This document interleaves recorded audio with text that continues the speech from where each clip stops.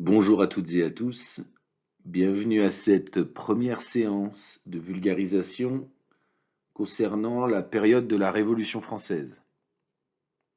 Je dis première séance parce qu'il s'agit là d'une introduction avant une série d'une dizaine de conférences environ, au cours desquelles on va détricoter un petit peu toute cette période.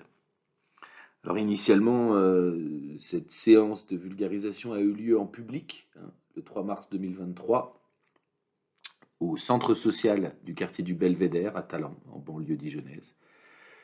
Mais on a eu des petits problèmes techniques qui font que l'enregistrement n'a pas fonctionné. Et c'est pour ça que je me permets de le refaire aujourd'hui dans un contexte plus favorable et une technique qui marche mieux, afin que celles et ceux qui n'ont pas pu être présents lors de cette première séance puissent éventuellement rattraper leur retard pour venir à la séance suivante. Et puis même, je pense enregistrer de manière globale toutes les autres séances si la technique ne fait pas de caprice, afin que si vous loupez un épisode, vous puissiez venir au suivant. Voilà. Sur ce, je vous propose de passer toute la phase de remerciement et de mise en contexte que j'ai pu faire aux personnes qui étaient présentes et de rentrer directement dans le vif du sujet. Alors la séance d'aujourd'hui va se dérouler autour de trois axes principaux. On va déjà se demander dans un premier temps pourquoi et comment on va parler de la Révolution, hein. Ensuite, on va essayer de se pencher justement sur ce qu'on met derrière ce terme Révolution française. Qu'est-ce qu'on met derrière tout ça? Parce que c'est quand même des choses qui sont pas si évidentes que ça. Et dans un troisième temps, on parlera fiscalité. Alors, ce sont beaucoup de termes qui peuvent faire peur de prime abord, mais vous allez voir, ça va très bien se passer et on va réussir à survoler ça avec brio. On ne rentrera pas dans des détails trop compliqués et même des gens qui n'ont pas du tout de connaissances et qui sont même plutôt effrayés par le côté studieux, ça se passera très bien. De toute façon, là en plus, en, en vidéo comme ça, vous pouvez mettre pause et puis faire autre chose à côté, il n'y a aucun problème. Alors, déjà, dans un premier temps, ce serait intéressant quand même de poser une première base, à savoir, mais pour qui est-ce que c'est fait? Pour qui ces conférences, ces séances de vulgarisation, pour qui elles sont faites? Eh bien, c'est très simple. Le but, c'est pas de faire de vous des historiens, des spécialistes, hein. Ça n'a aucun sens. Le but, c'est de susciter votre curiosité, vous redonner peut-être un peu d'éléments d'appréciation, hein, mais en aucun cas de faire de vous des experts. Et c'est justement cette première catégorie de personnes, c'est une catégorie qui risque de s'ennuyer.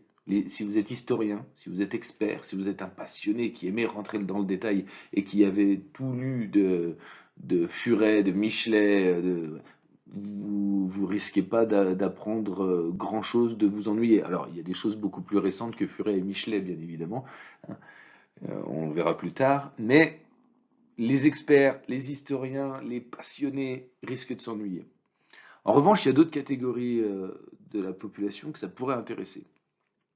Ceux déjà qui ont des souvenirs un peu de la Révolution, qui ont des noms de révolutionnaires qui leur reviennent en tête, des noms de périodes, euh, de grands événements, voilà. Euh, Ces personnes-là, par exemple, vont pouvoir perfectionner leurs connaissances et je serais ravi qu'elles puissent rester euh, et, euh, et partager ce moment avec nous. La deuxième catégorie de personnes, c'est celles et ceux aussi qui sont allés au collège, au lycée, et puis qui ont de vagues souvenirs. Ouais, il y avait un roi, on a pris la Bastille, on lui a tranché la tête, et puis après, c'était la République. Bon, qui ont des connaissances un petit peu plus fragiles, et justement, restez, vous êtes les bienvenus, ça nous permettra non pas de perfectionner, mais de consolider, voire de réapprendre. Et vous êtes vraiment le cœur de cible. Vous êtes le cœur de cible aussi avec le dernier groupe de personnes que je vise en tous les cas, c'est ceux qui n'ont jamais entendu parler de Révolution française. Pas parce que, enfin, ils ont juste entendu le nom, mais parce que justement, peut-être sont-ils sortis du système scolaire trop tôt, peut-être ne sont-ils pas allés à l'école républicaine française, peut-être qu'ils ont fait un blackout hein, aussi, hein, peut-être qu'on leur en aura parlé, mais que L'histoire à cette époque-là, c'était pas leur truc. Puis aujourd'hui, ils aimeraient bien se remettre un peu sur les rails. Bah, restez, vous êtes aussi le cœur de cible. C'est parfait pour ces trois catégories de personnes-là, en tout cas. Ces séances seront, je l'espère, en tous les cas, salutaires. Bah alors, la question, c'est de se dire pourquoi et comment parler de la révolution. On va déjà se demander pourquoi. Parce que la révolution, ça date quand même déjà d'il y a quelques années, plusieurs siècles. Il y a quand même d'autres événements récents qui se sont produits depuis, qui mériteraient peut-être qu'on s'y intéresse également. J'ai envie de vous dire, l'un n'empêche pas l'autre. Mais la Révolution française, c'est vraiment un événement, c'est pas c'est un ensemble d'événements décisifs dans l'histoire de la France. Et il y a beaucoup de raisons qui motivent justement ces séances de vulgarisation. Il y a beaucoup de raisons. Et je ne vais pas toutes les énoncer, mais je vais quand même aborder quand même quelques raisons de manière globale, sans rentrer trop dans le vif du sujet, qui pourraient faire qu'effectivement, aujourd'hui, en 2023, c'est intéressant encore de se questionner sur ce qu'est la Révolution française. Alors, la raison la plus évidente, c'est que ça fait déjà partie de l'histoire du pays où on habite. Même si on n'est pas français, même si on n'est pas citoyen et qu'on vit en France, on pourrait se dire, c'est quoi cette révolution dont tout le monde parle? Parce qu'on en parle tout le temps, mine de rien. C'est pas par chauvinisme hein, que je dis les citoyens ou les non-citoyens ou quoi que ce soit.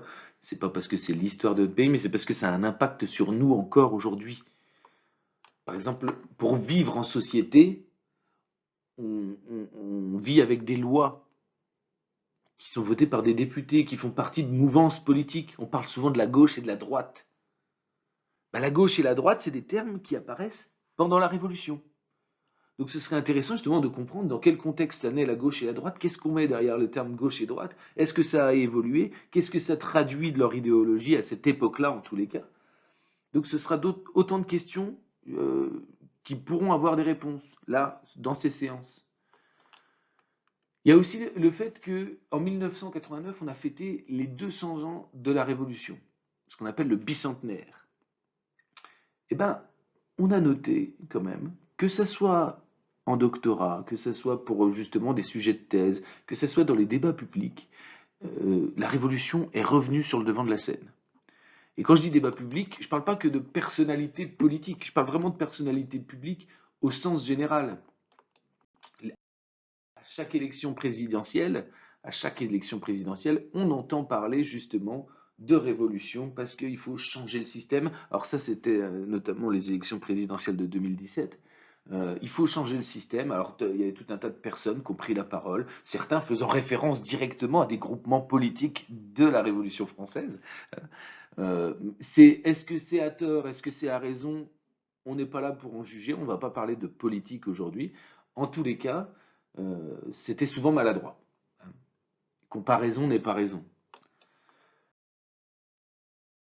En plus des débats de personnalité publique, il y a aussi des mouvements sociaux quand même, qui font régulièrement référence à cette fameuse Révolution française.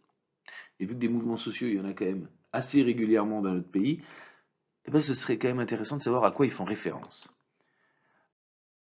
Alors je parlerai pas de mai 68, hein, c'est déjà même un peu trop loin, mais mai 68 faisait clairement référence. Alors pareil, à tort ou à raison, c'est pas là, c'est pas à nous de le dire aujourd'hui, on n'est pas là pour faire un peu de politique, mais par contre c'était sûrement très maladroit. De même que d'ailleurs Nuit debout qui a eu lieu je crois en 2016 ou en 2017, hein, ils appelaient ça la Révolution pacifique. En tout cas, dans plein de micro-trottoirs, effectivement, on a entendu ces références à la Révolution française, au même titre que d'ailleurs pour les Gilets jaunes. Hein. Les Gilets jaunes, c'était quoi, 2018-2019? On a beaucoup entendu ces fameuses comparaisons entre les mouvements des Gilets jaunes et la Révolution française, toujours très maladroitement aussi. Et même plus récemment encore, pendant l'épidémie de Covid, il y avait les manifestations contre le pass vaccinal. C'est pareil, au cours de micro-trottoirs, on entendait que certains se réclamaient de tel ou tel révolutionnaire. On ne sait pas trop ce qu'ils venaient faire là, les révolutionnaires, mais quoi qu'il en soit, la révolution est dans la bouche de beaucoup de gens, encore aujourd'hui. Et dans la bouche de beaucoup de gens, il y a aussi des émotions. Il reste de nombreux sujets de crispation, hein. Alors, si vous n'êtes pas familier spécialement avec l'univers de la Révolution française, vous pouvez pas spécialement comprendre, mais il y a des mots qui reviennent et qui heurtent de manière ostensible les gens. Le terme de terreur. Dans les débats publics, il y a toujours à un moment donné, quand ça parle de révolution, ça va toujours reparler de la terreur. On va essayer de détricoter et de savoir c'est quoi justement cette fameuse terreur. Qu'est-ce qu'on met derrière ce mot-là? Et il y a aussi un autre terme, alors là j'en cite que deux, hein, parce il y a plein d'autres sujets de crispation autour de la Révolution, c'est les guerres de Vendée. Que bah, justement certaines sensibilités, ou enfin, certaines obédiences politiques qualifient même de génocide vendéen. Génocide, c'est quand même pas un mot qui est à prendre à la légère. Donc on va essayer aussi, pareil, de voir euh, qu'est-ce que c'est que cette fameuse guerre de Vendée. Y a-t-il vraiment un génocide? Quoi qu'il advienne, il y a des sujets de crispation et ça, on va essayer de les décrisper. C'est pas une mince affaire. Et dans un registre même plus léger, parce que pourquoi parler de la révolution aujourd'hui? Donc il y a beaucoup de choses qui font que la révolution est partout, et elle est partout, même dans la culture, même dans la pop culture. Je prends pour exemple, alors dans la culture, on connaît tous les tableaux de David, hein, avec le serment du jeu de paume, la mort de Marat, mais même dans des œuvres plus récentes, peut-être moins emblématiques, hein, on a aussi au cinéma, par exemple, le film justement pour le bicentenaire, hein, La Révolution française, en deux parties, hein, les années Lumière et les années terribles. C'était le film avec Jane Seymour, François Cluzet, je sais plus qui d'autre, qui peut servir de première approche, hein. Le film n'est pas parfait, bien évidemment. Il y a des inexactitudes. Il y a des choses qui sont, on va dire, politiquement engagées dans le film, qui donnent une vision très, parfois parcellaire, mais en tant que première approche, c'est un très bon moyen de commencer. Au même titre d'ailleurs que le film sur Danton, avec Gérard Depardieu. C'est des films bon, qui sont plus très jeunes, hein, faut bien l'avouer, mais c'est des films qui peuvent permettre de s'intéresser différemment, enfin de prendre une autre porte d'entrée pour s'intéresser à cette période-là. Bon, il y a des films auxquels par contre on ne fera pas spécialement référence, quoique il faut souligner quand même que bah, Les Visiteurs 3, mine de rien, ça fait référence à la Révolution française. Alors j'ai pas osé le regarder moi, mais, mais je préfère me dire que les références sont uniquement faites sur le ton de l'humour, hein. C'est pas un film politiquement engagé. Plus récemment encore, on a une série sur Netflix pour les plus jeunes, par exemple, que ça peut intéresser. Euh, alors j'ai regardé un épisode, j'ai abandonné l'idée, mais en tous les cas, ça a le mérite de parler de la Révolution. Donc on voit bien qu'elle commence à s'infiltrer un peu dans toutes les sphères. Je vous parlerai pas du nombre d'ouvrages aussi qui ont explosé, hein. Mais même dans le domaine du jeu vidéo, quand je disais que ça touche toutes les sphères, c'est là où on voit vraiment que c'est partout. Assassin's Creed Unity qui est sorti il y a quelques années, hein, déjà. Euh, je dirais pas 10 ans, mais presque. Mais c'était un jeu vidéo qui traitait justement, pour une large partie, de cette période qu'est la Révolution française. Alors, je citerai pas d'autres raisons, il y en a encore plein d'autres pour lesquelles on pourrait parler effectivement de la Révolution française aujourd'hui. Mais le but, c'est pas de vous noyer, c'est de vous dire, voyez, la Révolution, elle est encore très vive dans les esprits, elle est encore partout dans les débats, même dans les conversations qui sont pas spécialement enflammées.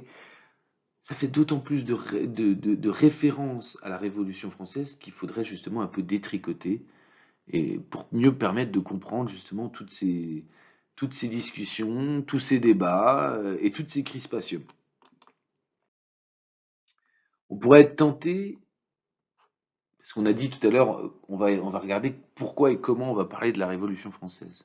Ben, on vient de voir les raisons pour lesquelles on va parler de Révolution, mais on pourrait aussi, quand on va se poser la question du comment on va parler de la Révolution, on pourrait être tenté de faire, de regarder l'histoire de la Révolution à travers les yeux des grands personnages.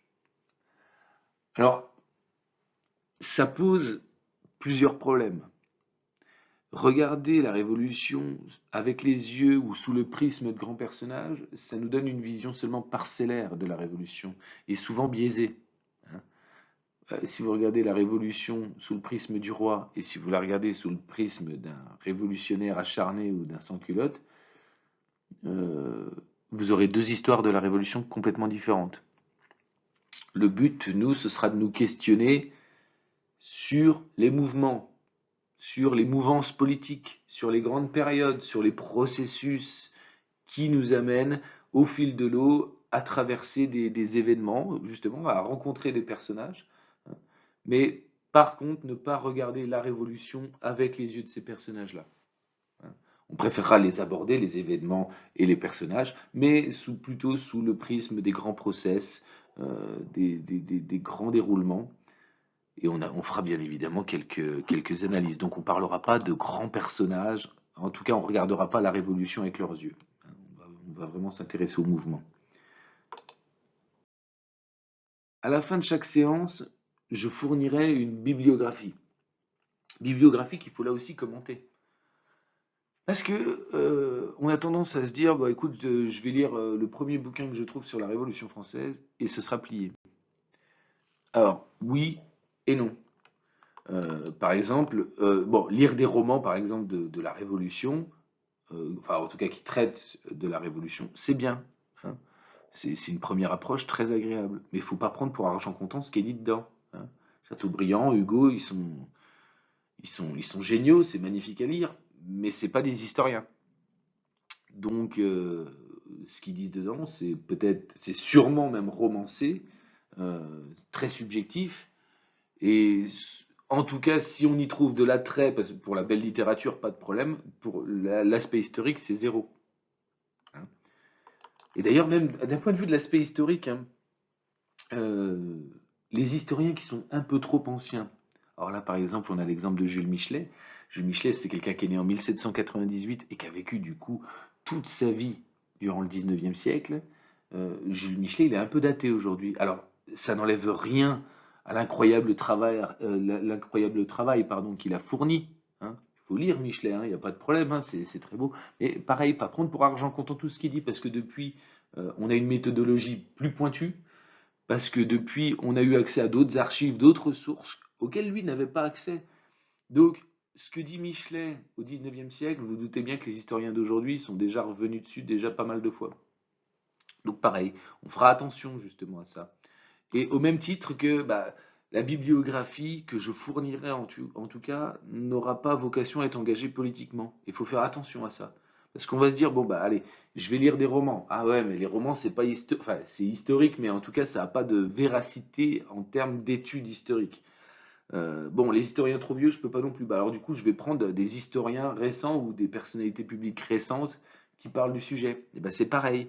Il faut vraiment qu'il y ait cette notion de neutralité qu'on retrouve pas toujours, hein. On a beaucoup de gens, je pense, je ne vais pas donner de nom, qui donnent une vision de l'histoire de la Révolution sous le prisme ou de la gauche ou de la droite. Et du coup, bah, lire l'histoire de France, euh, que ce soit sous le prisme de Jean-Luc Mélenchon, d'Emmanuel Macron ou de Marine Le Pen, bah, on n'a pas la même vision de la France quand on lit ces trois personnes-là. Donc bah, c'est pareil, au même titre que sur la Révolution française, on cherchera vraiment des études plutôt d'universitaires, hein, qui ont cette rigueur en termes de méthodologie.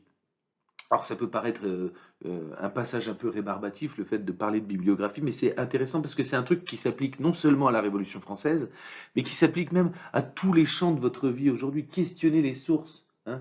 Le but, c'est pas d'être sceptique à tout prix, mais c'est de se dire, attends, sous quel angle cette personne-là a écrit son livre, hein? Ah oui, ah, c'est une personnalité de telle mouvance politique. Ok, donc je sais que ce sera influencé par ça. Mais même les historiens qui écrivent des thèses ou des livres sur la Révolution française, bien évidemment, ils ont leur sensibilité, ils ont leur opinion politique. Mais il s'impose une rigueur méthodologique d'analyse qui, normalement, arrive à faire fi, à transcender euh, leur opinion politique, justement. Donc on fera bien attention à ça. Et si vous voulez, si vous avez des questions sur la bibliographie que je vais vous proposer, vous n'hésiterez pas à revenir dessus avec moi. Pareil, on porte pas de jugement. Alors là, en vidéo, de toute façon, les jugements que vous pourrez porter, enfin, n'ont aucune importance parce que vous serez seul derrière votre écran. Mais en public, si vous venez assister aux séances, on se respecte les uns les autres et on évite aussi, pareil, de proférer des insanités. Mais même tout simplement, même de porter des jugements, hein. Ça peut paraître bête dit comme ça, mais on a un recul aujourd'hui que les personnes de l'époque n'ont pas. Ça paraît bête comme ça, mais euh, certaines décisions ont été prises dans la hâte. Aujourd'hui, on sait qu'ils auraient pu prendre le temps de faire autrement, mais eux, à l'époque, ne le savent pas. Donc, inutile de porter des jugements sur quelque chose qui s'est passé il y a 234 ans. Déjà, ça n'a aucune utilité. Et ça fera du bien à personne. Et puis bon, en plus, c'est mal. Alors, on pourrait aussi se demander comment on parlait de la Révolution, mais de quelle période on parle. Parce que pour ceux qui ont été à l'école euh, au XXe siècle, en tous les cas, vous avez commencé la Révolution à peu près à l'époque des États généraux, hein, en 1789, et puis on la faisait finir avec Thermidor en 1794. Alors depuis, les historiens sont quand même revenus hein, sur les dates, et ça questionne beaucoup d'ailleurs ces dates, parce que si on fait commencer la Révolution en 1789 avec les États généraux, on comprend pas. Alors pour ceux qui savent pas ce que c'est les États généraux, on va y revenir hein, en fin de séance, vous allez voir. Mais si on fait commencer la Révolution, je disais en 1789 avec les États généraux, on comprend pas pourquoi on convoque les États généraux. Ouais. Donc il faut peut-être la faire commencer un petit peu plus tôt. Alors il y en a qui la font commencer bien plus tôt, hein. Il y en a qui la font commencer même avant le règne de Louis XVI. Et puis surtout, avant on n'intégrait pas spécialement le directoire. Bon, maintenant c'est à peu près communément admis que le directoire fait partie de la période révolutionnaire, donc ça va au moins jusqu'en 1799. Mais certains font inclus le consulat à l'intérieur, ou même des fois l'empire napoléonien dans la Révolution. Bon, ça fait quand même beaucoup de dates. On s'y retrouve plus. Alors, quelle date on va prendre? Aucune de celles qui sont affichées à l'écran. Nous, on va prendre la période la plus communément admise aujourd'hui. Et c'est pas celle à laquelle vous pensez. Nous, on va se concentrer sur la période 1787-1799.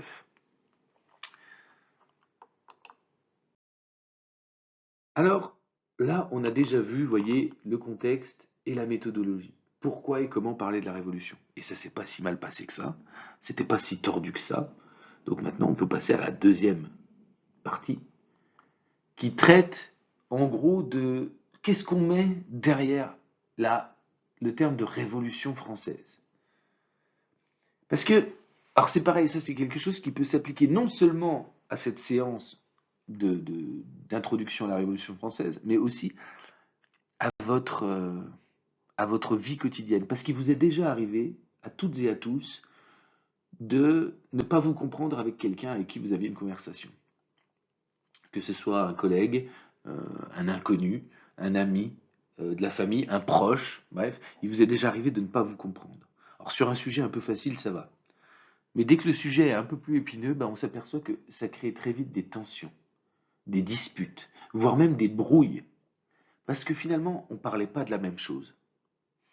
On n'arrivait pas à se comprendre parce qu'on ne parlait pas des mêmes choses. Un tel parlait de ça et moi je parlais d'autre chose. Mais on utilisait les mêmes mots. Il faut définir les termes. Il faut définir les termes. Typiquement, si je vous dis à vous, derrière votre écran, par exemple, de penser à un chien, si je dis à une autre personne qui regarderait la vidéo en même temps, de penser aussi à un autre chien, et moi-même de penser, encore une fois, à un chien, si je nous demande à tous les trois de dessiner ce chien, l'un d'entre vous aura dessiné un berger allemand, l'autre un lévrier, et puis moi un bulldog. Euh, on croyait parler du même animal, un chien, et en fait on parlait de trois animaux différents. Alors là, dans le cadre d'un chien, c'est pas un sujet sensible plus que ça, mais dans un contexte comme celui de la Révolution, ça a toute son importance. Donc on va définir les termes pour qu'on sache vraiment de quoi on parle. On n'y va pas comme ça, la fleur au fusil. Le premier terme qu'on va définir, c'est le terme de révolution. Ensuite, on traitera dans un autre plan de ce qu'est la France. Mais il faut bien qu'on s'entende, parce que la révolution, c'est pas toujours ce que l'on s'imagine. Je m'explique. La révolution, alors, dans l'imaginaire collectif, c'est une révolte. Non. Alors, le but, on pourrait parler 1 heure de ça, hein. La différence entre une révolte et une révolution, on pourrait en parler 1 heure. Il y a des gens qui débattent encore aujourd'hui au travers de livres, au travers de conférences. Si ça vous intéresse, allez regarder. Je vais essayer de schématiser. Du coup, forcément, ça vaudra pas une bonne grosse conférence complète sur le sujet. Mais en gros, si on devait résumer euh, la révolte et la révolution, euh, la révolte, on dirait que c'est une émeute spontanée et violente. Et on va voir que la révolution, c'est pas pareil. Je ne sais plus qui disait cette phrase-là, c'est dommage. Euh, dans les années 1790-1791, j'ai un trou de mémoire qui disait la révolte, c'est quand les insurgés finissent pendus et la révolution, c'est quand les insurgés finissent gagnants. Alors c'est pareil, hein, c'est beaucoup plus ténu que ça, beaucoup plus nuancé. Mais bref, la révolution, donc, il faut qu'on définisse ce que c'est exactement. On sait que c'est pas une révolte. Vous allez voir pourquoi après. La révolution, c'est un terme qui vient du lexique scientifique, mathématique, de la physique. Parce que on va faire quand même un petit bond en arrière. On va remonter au XVIe siècle. Il y a Copernic. Copernic, c'est un scientifique polonais euh, qui grandit dans une Europe catholique où l'Église catholique a des positions très fermes et qu'il conviendrait de ne pas venir bousculer. L'Église catholique s'appuie notamment sur Aristote, mais aussi sur la Bible, hein, naturellement, dans lesquelles il est inscrit que Dieu a créé la Terre au centre de sa création. La Terre, c'est le centre de l'univers. Ça tombe bien, c'est en corrélation parfaite avec ce que disait Aristote 2000 ans avant, à savoir la Terre est le centre du monde.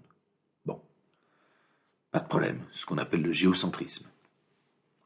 Sauf que Copernic arrive et au travers de savants calculs mathématiques, Copernic s'aperçoit que, bah, en fait, non. La Terre n'est pas le centre du monde parce qu'elle tourne autour du Soleil. Jusqu'alors, on pensait que c'était le Soleil et la Lune qui tournaient autour de la Terre. Et Copernic, lui, s'aperçoit que c'est pas vrai, en fait. C'est la Terre et les autres planètes qui tournent autour du Soleil. Et justement, ce tour autour du Soleil, on appelle ça une révolution. D'ailleurs, le terme exact, c'est la révolution des astres, la révolution des corps célestes. Quand une planète fait un tour autour d'un autre astre et revient à son point de départ, c'est ce qu'on appelle la révolution. Contrairement à la rotation, c'est quand la planète fait un tour sur elle-même. Donc quand notre planète, la Terre, fait un tour autour du Soleil en 365 jours environ, elle fait ce qu'on appelle une révolution. Et donc là, on n'est plus sur le géocentrisme, la Terre au centre de la création, on est sur un modèle de l'héliocentrisme. Alors, il est malin Copernic parce qu'il sait que l'Église ne va pas apprécier, donc il le tourne un peu de manière métaphorique. Il dit que ce ne sont que des calculs mathématiques, ça ne veut pas dire que c'est ça dans la vraie vie, hein. Bon, on sent quand même qu'il y croit, mais la peur parce que l'Église plaisante pas à l'époque, hein. C'est le bûcher, c'est tout ça, hein, c'est la pendaison. Donc il modère son propos en se cachant derrière les mathématiques. Tout ça ne sont que des formules mathématiques, et puis après tout, hein, euh, c'est peut-être pas comme ça dans la vraie vie. Bon, de toute façon, il n'aura pas le temps d'avoir beaucoup de répercussions après la sortie de son livre, hein, il y a très peu d'écho, d'autant que lui, il meurt, quelques temps après. Mais le flambeau est repris par un Italien, Galilée. Galilée, lui, il est beaucoup plus taquin, et puis il est déjà reconnu puisqu'il a fait quand même de nombreuses découvertes. Et Galilée, pareil, au travers d'un livre. Alors Galilée, en plus, c'est l'ami du pape, c'est Urbain VIII, je crois.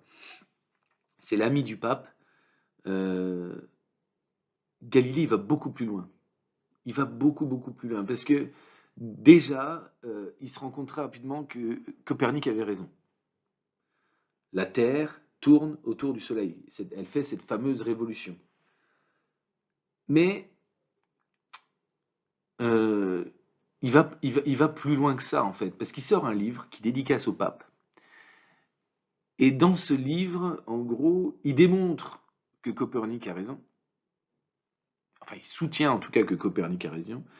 Et il ridiculise l'Église, hein, parce qu'au travers de personnages, voilà, le personnage un peu religieux dans le livre, c'est un peu, excusez-moi l'expression, le crétin de service. Il tourne l'Église en dérision. Mais il n'est pas athée, euh, Galilée. Il est croyant, hein, c'est un fervent croyant. Mais justement, et c'est le troisième point, il propose quelque chose, lui, de radicalement différent de ce qui se fait à l'heure actuelle, enfin à son époque en tous les cas. C'est il propose qu'on sépare les sciences des religions. Les religieux s'occupent de la religion, les scientifiques s'occupent de la science. Parce qu'il y a des biais selon lui, hein. Si vous estimez que bah, la Terre est ronde, enfin est plate, pardon, et puis que les planètes tournent autour, bah, c'est parce que c'est marqué dans votre bouquin. Donc restez concentrés sur votre bouquin. Mais nous, on s'occupera des sciences, hein. Bon, alors, du coup, Galilée, là par contre, c'est très mal perçu par l'Église. L'Église, elle le menace, elle le force à s'excuser et à renier ses propos sous peine de mort. Donc forcément, il n'est pas trop bête. Euh, il va s'excuser, il va renier son propos publiquement, et puis il va être assigné à résidence à vie. Euh, alors on lui prête des fois cette citation un peu apocryphe, comme quoi il aurait dit en sortant du tribunal, et pourtant elle tourne. Bon, je suis pas sûr qu'il faille retenir spécialement cette information-là, parce que il est pas bête, il est pas arrogant au point de. Parce que ça aurait pu lui valoir la peine de mort aussi, donc il n'a pas dit ce genre de phrase. Quoi qu'il en soit, l'Église gagne une seconde fois. Enfin, la première fois, elle n'a pas eu vraiment à gagner, mais c'était déjà des questionnements. Là, par contre, le moment où l'Église va vraiment perdre la partie, c'est avec l'arrivée de Newton. Parce que Newton, comment expliquer? Newton, il vient et il donne raison aux deux premiers, mais lui, en plus, il l'avance avec des preuves mathématiques, avec des preuves physiques, qui sont incontestables. Et là, l'Église euh, ne peut qu'accepter sa défaite. Donc, on est là sur une période qui est quand même, en termes de recherche de vérité scientifique, c'est une période qui est altérée quand même par la croyance religieuse. Et ces trois personnes-là vont contribuer à changer le, le point de vue de l'Église. Or, l'Église savoura vaincu que bien plus tard, hein, mais à partir de ce moment-là, euh, on réhabilite un peu dans la mémoire populaire et scientifique ces personnes-là, parce qu'il faut vous dire qu'après après le procès de Galilée, il y a de nombreux Français, enfin de nombreux scientifiques, dont des Français justement, qui vont mettre de côté leur étude de l'héliocentrisme et de la révolution des astres et tout. C'est vraiment c'est une grosse période de crispation. Et c'est vraiment Newton qui vient décoincer tout ça en disant ils ont raison, j'ai la preuve. Alors, vous allez me dire, c'est bien gentil, on est très content d'avoir appris ça, mais qu'est-ce que ça change en fait? En quoi ça a un rapport entre justement cette fameuse révolution des astres, cette révolution des corps célestes? Quel est le rapport finalement avec la Révolution française? On n'en voit pas. Eh bien parce que ça fait naître dans la tête des gens une idée, et pas n'importe laquelle. Une idée selon laquelle des corps aussi massifs que les corps célestes obéissent à des lois, et aux mêmes lois. Alors on commence à se dire que si des corps aussi gros obéissent aux mêmes lois, alors peut-être que le corps social, peut-être que la communauté des hommes, peut-être que les sociétés humaines peuvent aussi répondre à des lois, et plus seulement les lois du royaume, les lois divines du royaume. Donc on va commencer à se questionner là-dessus. Ensuite, il faut se dire que c'est un mot qui prend une ampleur incroyable. Le mot révolution, c'est un mot à la mode, notamment au XVIIIe siècle. C'est un mot qu'on entend partout, pour plein de raisons différentes, et surtout dans des contextes radicalement différents. C'est-à-dire que même dans le cas d'une restauration de la monarchie, hein, il n'y avait plus de roi, puis d'un seul coup on remet un roi, on va dire que c'est une véritable révolution, hein. On a des rois des fois qui vont faire des projets de loi et des nobles qui vont dire non, non, non, vous ne pouvez pas faire ça, c'est une révolution, vous ne pouvez pas faire ça. On va même parler de révolution de Siam, de Suède, de révolution des Indes, On va même parler de révolution des cœurs. Donc c'est pour vous dire vraiment le mot est utilisé à tort et à travers. Mais du coup, les gens se l'approprient ce mot-là. Et du coup, qu'est-ce que ça symbolise finalement dans le cœur des gens? Est-ce qu'on se souvient du terme révolution au sens copernicien du terme, la planète qui fait un tour autour du Soleil et qui revient à son point de départ? Non, on va finir par associer, non pas le terme révolution à la découverte qu'a fait Copernic, mais on va plutôt l'associer à ce que Copernic a provoqué. Et ça s'illustre très bien chez Kant, un philosophe, qui, dans l'édition, enfin dans la réédition du coup de sa critique de la raison pure, il va la préfacer et dedans il va écrire ce que j'ai voulu faire avec ce livre, c'est une révolution comme Copernic et Galilée l'ont fait en leur temps. Et bien c'est ça justement. C'est qu'on n'associe plus le terme de révolution à la révolution des astres de Copernic, mais on associe ça à ce que Copernic a fait. La révolution finalement dans la tête des gens, ça devient un moment de rupture nette avec la croyance des anciens, avec une société qui, qui croit à des choses qui ne sont plus réelles, et qui n'ont jamais été, mais en tout cas dont on sait maintenant qu'elles sont pas réelles. La révolution, contrairement à la révolte dont on disait tout à l'heure que c'était une émotion, une émeute euh, populaire, spontanée, violente, la révolution, c'est le moment de rupture sur du long terme avec la croyance des anciens, avec le monde d'avant. C'est exactement ça la révolution. Alors, comme je disais, justement, on a pour but de définir un peu ce qu'est la révolution, donc on a vu ce que c'était. Maintenant, on va se questionner un peu plus sur ce qu'est la France. Parce que la France du XVIIIe siècle, c'est pas la France d'aujourd'hui. On va essayer de l'aborder sous plusieurs angles. Euh, Notamment, on va commencer par se questionner sur c'est quoi la France d'un point de vue territorial au XVIIIe siècle. Parce qu'on a tendance, comme on vit dans un pays où les frontières n'ont pas spécialement bougé depuis qu'on est né, en tout cas en métropole, euh, on a tendance à croire que ça a toujours été comme ça. Et d'ailleurs, il y a une vision de l'histoire qu'on appelle le roman national qui aurait tendance à vouloir dire que la France, c'est un ensemble qui nous vient tout uni depuis la Gaule, l'époque gallo-romaine, Vercingétorix, tout ça. Et c'est pas totalement vrai. C'est pas totalement vrai, on va le voir dans quelques instants. Euh, Ce qu'il faut se dire, c'est que les frontières, il y a des endroits où on peut les situer assez facilement. Les plans d'eau, les mers, les océans, c'est assez facile. Les chaînes de montagnes aussi. Par exemple, les Pyrénées entre l'Espagne et la France, ça marque une frontière naturelle, quoique ce soit pas toujours vrai non plus, mais en tout cas, on arrive à peu près à situer. Par contre, les endroits où il n'y a pas justement ces éléments naturels, euh, par exemple au niveau de la Belgique, on peut se demander jusqu'où on étend la France. Et d'ailleurs, ce sera une des questions que les révolutionnaires vont se poser pendant la période, à savoir jusqu'où on exporte notre révolution. Alors, on va regarder une petite carte de France de l'évolution du territoire qui nous permettra de comprendre que finalement, la France, ça a beaucoup bougé. Alors, on ne se questionnera pas, on ne va pas rester sur les périodes Henri II, Henri IV et tout ça, mais on va regarder la partie la plus récente. Par exemple, sous Louis XIV, on s'aperçoit que le Roussillon, justement, à la frontière avec l'Espagne, c'est un territoire qui est annexé en 1659, en même temps que l'Artois dans le nord. Hein. Il y a la Franche-Comté aussi en 1678. Euh, il y a tout ce qui est le territoire de Strasbourg, par exemple, qui est également annexé pendant cette période-là. Lille aussi. Alors, vous allez me dire, oui, bon, ça a bougé, ok, ça nous montre déjà que la France, ça n'a pas toujours été le paysage géographique qu'on lui connaît aujourd'hui. Et sous Louis XV, c'est entre guillemets encore plus marquant, puisque sous Louis XV, on annexe la Lorraine en 1766 et la Corse en 1768. Et ça a déjà un impact différent. Parce que ça veut dire quoi? Ça veut dire que 20 ans avant la Révolution, on annexe ces territoires-là. Et on peut se poser légitimement la question. Si nous, il y a 20 ans, on avait été, je ne sais pas, colonisé par le gouvernement péruvien, par exemple, est-ce qu'on aurait un sentiment national péruvien chez nous? On est en droit de se poser la question. On se sentirait peut-être pas péruvien dans l'âme.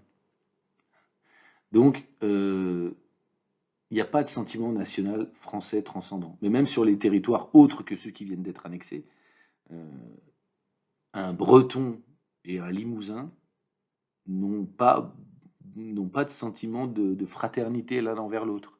La seule chose qui unit, entre guillemets, le peuple qui vit dans le royaume de France à l'époque, c'est le roi. Ils ne se sentent pas français plus que ça. D'ailleurs, il n'y a pas de français, hein. On est sujet du roi à l'époque. Si vous vivez en France, vous êtes sujet du roi de France. On constatera aussi en regardant la carte que, par exemple, le duché de Savoie et le comté de Nice sont pas du tout français, même pendant la Révolution. Ça arrivera plus tard, ce sera réellement, finalement, annexé à la France qu'à la moitié du 19e siècle, pardon. Et puis, il y a des territoires qui seront annexés pendant justement la Révolution, mais qui pour l'heure n'y appartiennent pas. J'attire votre attention sur le comtat venessin, qui est une enclave qui appartient au pape, qui se trouve autour d'Avignon, et qui n'appartient pas à la France, à cette période-là en tout cas. Donc on voit que la France, c'est quand même quelque chose qui bouge beaucoup. Et il n'y a pas de sentiment justement de fierté d'appartenir au peuple français. On est sujet du roi de France et on n'est pas français. Et d'ailleurs, alors je ferai juste un petit écart, le temps de quelques secondes, je vous l'assure.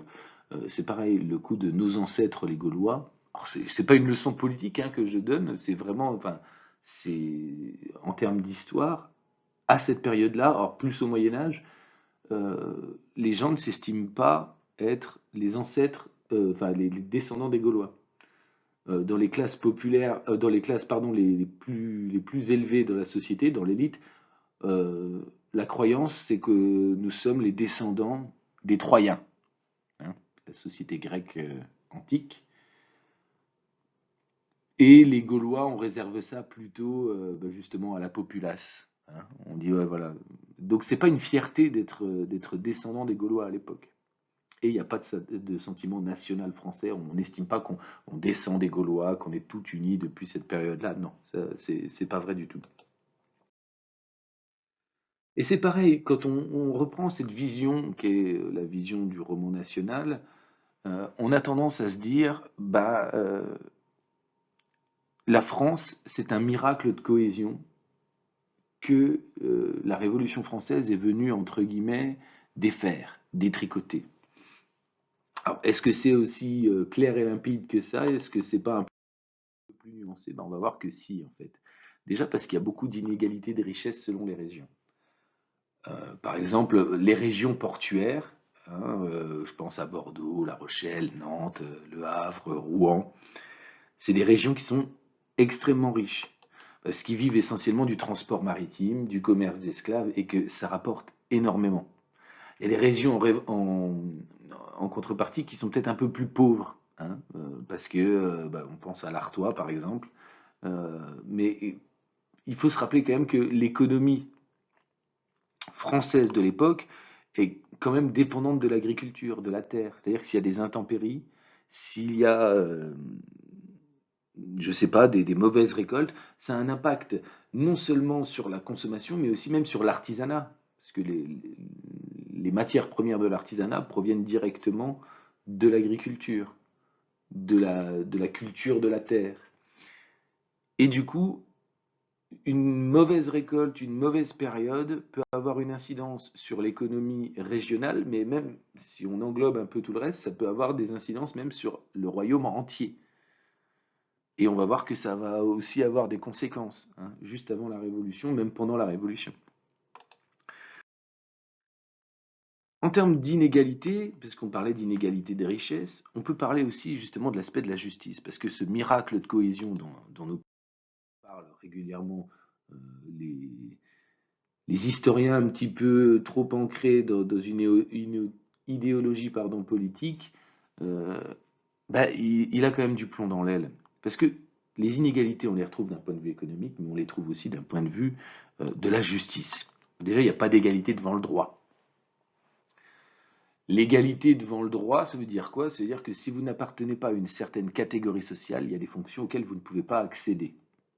Alors on serait tenté de dire oui, mais aujourd'hui c'est pareil. Si vous êtes fils d'ouvrier, vous avez peu de chance un jour d'être Premier ministre ou d'être président de la République. Alors oui, c'est vrai qu'il y a encore des inégalités à ce niveau-là, mais en tout cas, d'un point de vue du droit, vous avez le droit. Ce qui n'est pas le cas à l'époque. Il faut vraiment appartenir à une certaine catégorie sociale. Si vous n'y appartenez pas, vous ne pouvez pas accéder à certaines fonctions. Et c'est d'ailleurs ce qui crée pas mal de crispations. Je pense à l'armée, par exemple, la différence entre les uniformes rouges et les uniformes bleus. Je ne vais pas rentrer dans le détail parce que c'est relativement compliqué, mais ça crée déjà des crispations à ce niveau-là. Le fait qu'il n'y ait pas d'égalité en droit. Il n'y a pas d'égalité aussi devant l'impôt. Je parlais du fait que vous n'avez pas le droit d'accéder à certaines fonctions si vous n'avez pas un statut hiérarchique bien particulier, un statut social bien particulier. Bah, c'est pareil devant l'impôt. Il y a des gens qui ne payent pas d'impôt et il y a des gens qui en payent. Et ceux qui n'en payent pas, généralement, ce n'est pas les plus pauvres. Hein. Si vous avez ce statut social, vous bénéficiez, entre guillemets, euh, d'un système de non-imposition. Ce qui crée du coup aussi pareil certaines rancœurs. Et c'est pareil en termes d'inégalité, il y a aussi l'inégalité devant la peine de mort. Euh, la peine de mort, si vous faites partie des strates sociales les plus élevées, je pense par exemple aux nobles, mais on reviendra sur ce que c'est un noble un peu plus tard. Si vous faites partie de ces classes sociales les plus élevées, vous serez par exemple décapité au sabre. C'est propre, c'est net. Il y a un côté un peu l'honneur, la dignité de la personne qui n'est pas touchée. A contrario, si vous faites partie des classes sociales les plus faibles, vous pouvez être pendu, euh, brûlé, euh, écartelé parfois. Alors c'est selon la gravité du crime, hein, mais on voit que les peines les plus infamantes vont toujours aux classes sociales les moins élevées. Donc, que ce soit en économie, en termes d'égalité de richesse, il n'y a pas. Et pareil, en termes d'égalité de justice, il n'y a pas non plus. Toujours en termes d'inégalité, pour, entre guillemets, nuancer, pondérer les défenseurs du roman national, on n'a pas une société qui est vraiment très, très, très cool avec ses femmes. Ça veut dire quoi? Ça veut dire que les femmes jouent un rôle capital, pour ne pas dire primordial, durant la Révolution française. On a tendance à l'oublier, mais il faut vraiment mettre l'accent là-dessus, et on va le voir hein, de toute façon tout au long des séances, que les femmes jouent un rôle très important pendant la Révolution. Et pourtant, elles n'ont pas de droits civiques. Pas de droits civiques. Les seules choses, et elles les ont d'ailleurs récupérés bien tardivement, leurs droits civiques. Mais euh, le problème, c'est que elles sont aux premières loges de la Révolution française. Elles sont politisées sans appartenir à des mouvances politiques. Elles sont déjà cantonnées à l'entretien du foyer, certes, mais aussi à l'approvisionnement. Elles vont sur les marchés. Les hommes travaillent, elles travaillent aussi, hein, mais les hommes, par exemple, vont au champ, vont à la manufacture, vont travailler, et elles se chargent de l'entretien du foyer et de l'approvisionnement au marché. Du coup, elles sont les premières au courant de l'augmentation du prix du grain, par exemple. Et c'est elles qui contribuent à politiser le foyer de la foulée. Et à dire, bah tu vois, là, le grain, il a encore pris 3 livres. Alors, j'exagère, hein, mais voilà.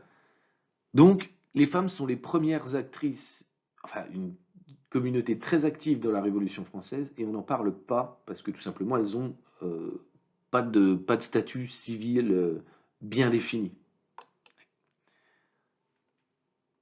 Ensuite, alors je ne mets pas de comparaison entre ces deux groupes sociaux, hein, mais en termes d'inégalité, il y a aussi un point sur lequel il faut accentuer énormément, c'est l'esclavage. Parce qu'on est quand même dans une société qui fonctionne avec des colonies et des esclaves. Qu'est-ce que ça veut dire?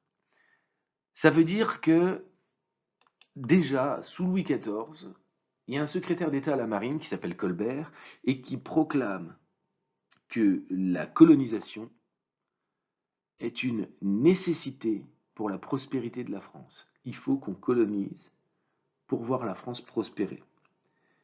Alors, sous plusieurs aspects, hein. Déjà parce que nos ennemis de toujours, les Anglais, sont aussi dans une démarche de colonisation, donc il faut avoir plus de territoires qu'eux, des territoires plus stratégiques qu'eux, des territoires même commerciaux que eux n'ont pas. Mais c'est pareil pour l'Espagne, hein, aussi. Et typiquement, il y a des endroits où, enfin, il y a des colonies sans lesquelles la prospérité du royaume n'aurait pas du tout été la même. Je pense à Saint-Domingue, dont on reparlera plus tard. Saint-Domingue, c'est ce qui deviendra Haïti, et qui va jouer un énorme rôle pendant la Révolution. On l'oublie tout le temps, mais on va le voir aussi pendant ces séances. Saint-Domingue, c'est l'île la plus, comment dirais-je, la plus grosse productrice en gros de café et de sucre, qui est un commerce incroyable à cette époque-là. Donc, la colonisation, c'est une nécessité, selon Colbert. Et bah, justement, l'exploitation de ces richesses, il faut le faire à moindre frais. C'est là que qu'opère ce qu'on va appeler la traite négrière. C'est-à-dire qu'on va chercher des gens qui n'ont rien demandé en Afrique et on les exploite, on les réduit à l'état d'esclaves dans ces colonies.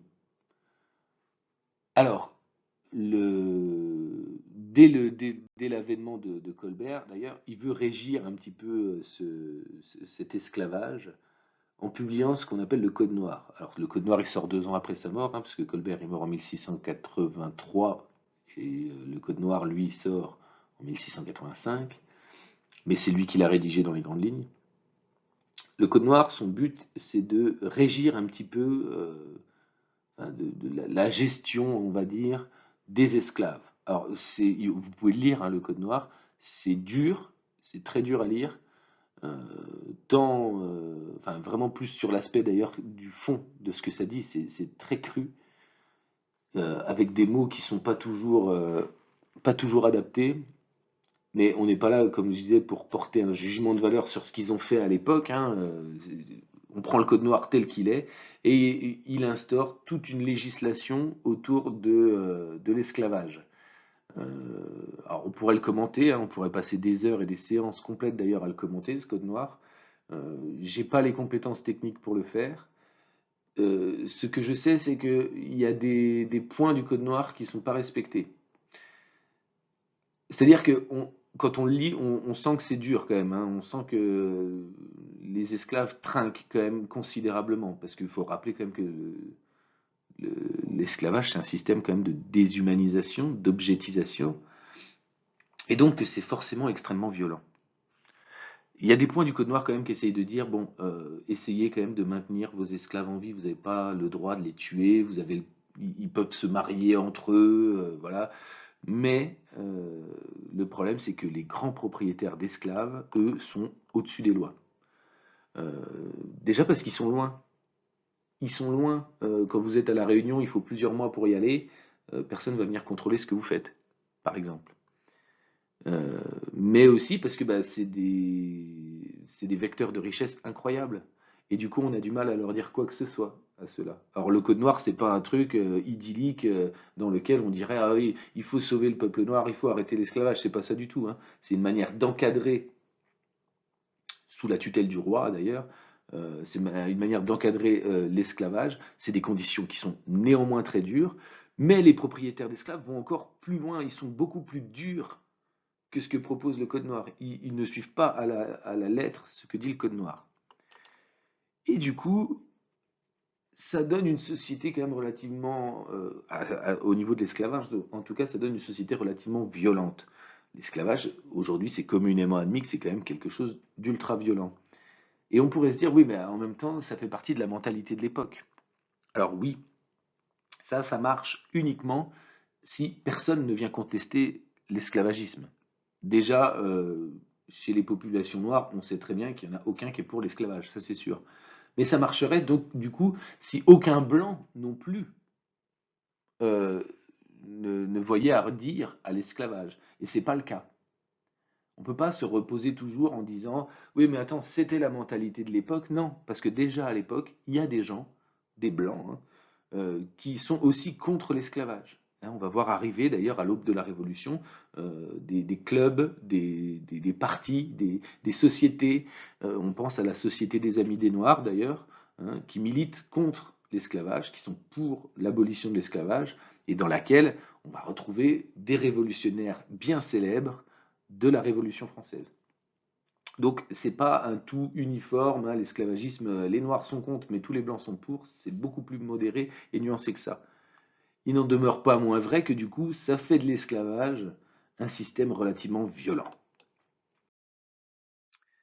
Et d'ailleurs, ces violences, il faut aussi les commenter, parce qu'il y a pas que la condition des femmes, il n'y a pas que l'esclavage, il n'y a pas que cette notion d'injustice ou d'inégalité de richesse qui font de la France un pays violent. Il y a aussi d'autres choses. Et justement, les violences, pareil, est-ce que la France, c'est un miracle de cohésion, pacifié, qui se portait très bien avant la Révolution française? Je coupe court à toute spéculation. Non, la France, c'est pas un pays pacifié, c'est pas un pays où tout se passe bien. On s'appuiera notamment sur les études de Jean Nicolas, c'est un historien, qui a recensé 8500 cas d'émeutes entre 1665 et 1789. 8500 cas d'émeutes en 24 ans. Alors, je suis pas spécialement bon en maths, mais ça fait quand même à peu près 68 émeutes par an. Donc, plus d'une par semaine. Pour un pays pacifié, ça fait un peu beaucoup.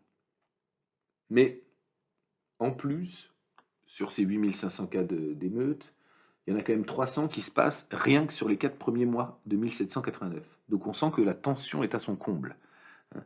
Ça donne un système vraiment très violent et du coup, bah, forcément, cette violence, il faut qu'elle sorte à un moment donné. Plus le système est violent, plus le contre-système, plus la rébellion sera violente. Alors, on a des chiffres à peu près, hein, on estime que 40% justement de ces émeutes sont dues à l'impôt. Hein. Alors, comme on sait que les strates les plus riches, les catégories sociales les plus riches ne payaient pas d'impôt, c'est plutôt quelque chose qui vient des plus pauvres. Hein. Il y a entre 20 et 30% de ces cas d'émeutes qui sont des nécessités vitales parce que les gens ont faim. Voilà. Il y a des périodes de disette, il y a des périodes de famine. Les gens ont faim, donc bah, ils essayent par tous les moyens de pouvoir survivre. Il y a aussi 20% à peu près des émeutes qui sont contre les représentants de l'État. Hein, un percepteur des impôts, un attendant. Quand il vient dans le coin, bah, on le tabasse, parfois même on le tue. Avec même des fois la complicité du notable du coin, hein, qui lui ne paye pas d'impôt d'ailleurs au demeurant, mais qui fait croire qu'il se bat contre l'impôt, sans préciser lequel. Hein. Comme ça, les gens, les strates les moins élevées de la société se disent, ah bah vu qu'il se bat contre l'impôt, c'est qu'il se bat contre notre impôt pour pas qu'on en paye ou pour qu'on en paye moins. Donc du coup, il y a une espèce comme ça de- d'entente autour de l'impôt, enfin du fait de payer trop d'impôts. Et il y a 5 à 10% des cas d'émeute qui sont contre le Seigneur, parce que on y viendra juste après, mais la société française de l'époque, c'est une société qui a traversé le Moyen Âge, la Renaissance, les temps modernes, mais qui finalement continue à marcher comme au Moyen Âge. C'est-à-dire que le monde a changé, mais on continue à pratiquer à adopter des principes archaïques. Pardon. Euh, du coup, il y a encore un système de féodalité. On est soumis à un seigneur qui a le droit même de vie et de mort sur vous. Donc il y a aussi cette rancune des plus faibles vis-à-vis des seigneurs et qu'on retrouve justement dans ces manifestations de violence tout au long de la fin du XVIIe et tout au long du XVIIIe siècle. Alors dans un sujet un peu plus léger, parce que là on a parlé beaucoup d'inégalités, de toutes ces choses-là, on pourrait parler aussi un peu de la France d'un point de vue culturel. Alors, je vous épargnerai bien évidemment l'aspect, le rayonnement de la francophonie, de la France dans le monde. Je dis la francophonie, c'est la francophilie. Euh, mais Louis XIV a relativement contribué justement à l'essor de la culture française dans le monde. Mais c'est pas sur cet aspect-là qu'on va se concentrer. Parce que pareil, en termes de culture, on aurait tendance à mettre ça aussi, même du point de vue du roman national, on a tendance à mettre la France dans ce truc, bah, c'est la continuité de tout un tas de choses, et aujourd'hui c'est plus pareil. Alors, nous, on va essayer d'aborder la culture du XVIIIe siècle sous deux angles principaux. Le premier angle, c'est le langage. Parce qu'aujourd'hui, on a tendance à se dire, t'as vu, il y a certaines franges de la population qui ne parlent pas ou qui parlent mal français, c'est inacceptable. À l'époque, on savait parler français. Non, à l'époque, peu de personnes parlent français. On parle des patois locaux ou des langues régionales, mais certainement pas le français. On estime à peu près qu'un quart de la population parle la langue nationale. Un quart seulement.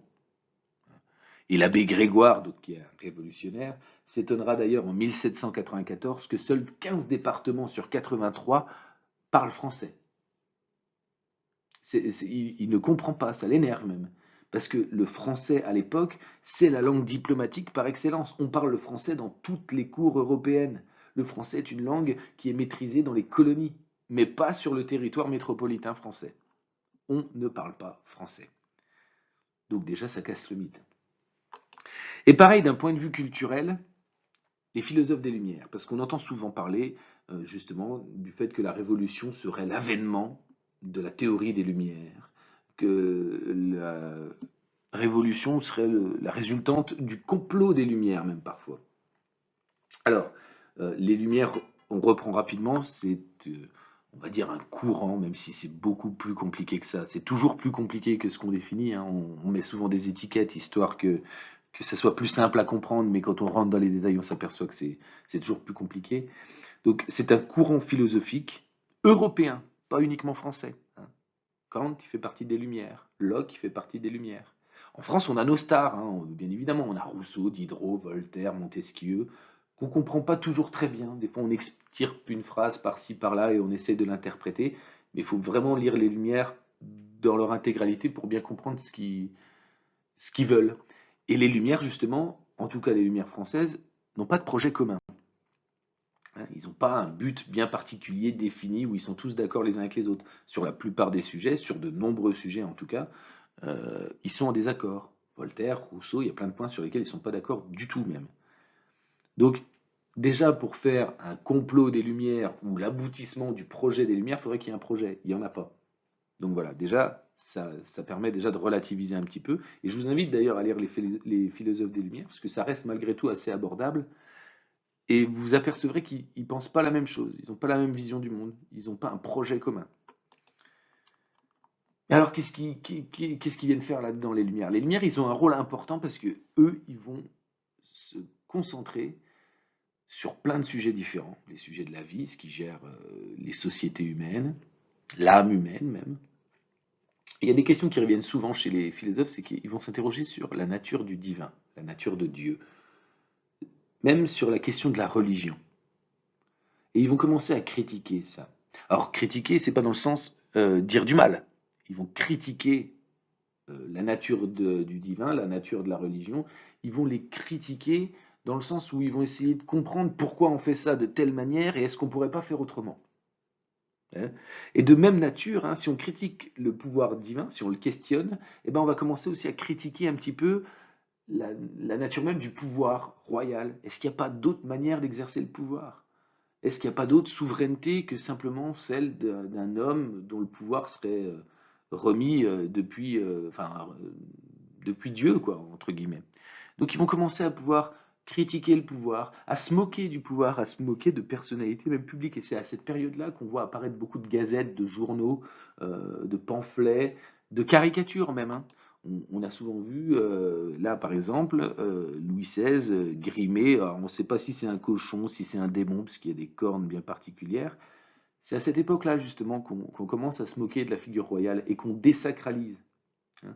C'est vraiment, si on devait garder justement un terme très schématique, hein, très binaire, du rôle des Lumières, c'est vraiment la désacralisation.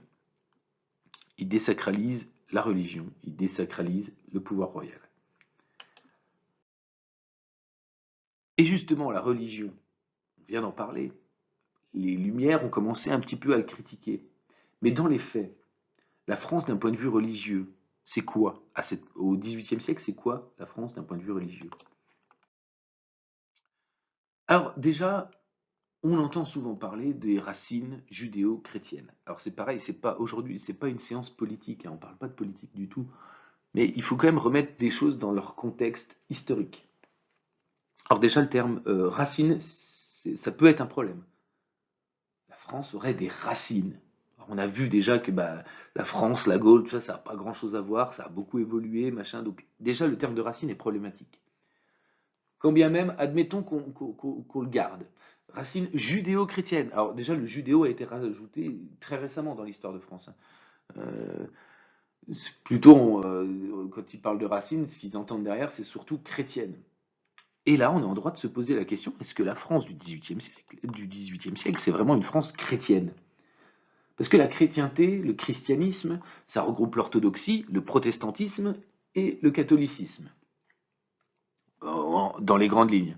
Il y a plein de petits courants, hein, on pense aux jésuites, le jansénisme et tout ça, mais dans les grandes lignes, c'est à peu près ça. Alors, est-ce que la France est chrétienne ou catholique? Alors, c'est pareil, c'est quelque chose à remettre dans son contexte. Euh, Déjà, les orthodoxes, il n'y en a quasiment pas en France. À cette époque-là, en tout cas, mais même aujourd'hui, ça reste quand même relativement rare. Il reste les catholiques et les protestants. Eh ben, on peut dire ce qu'on veut, mais les protestants n'ont pas toujours été en hauteur de sainteté au cours de l'histoire du royaume de France.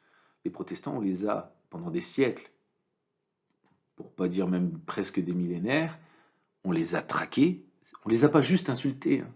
On n'a pas juste dit ah c'est pas bien d'être protestant, on les a traqués, on les a torturés et on les a tués.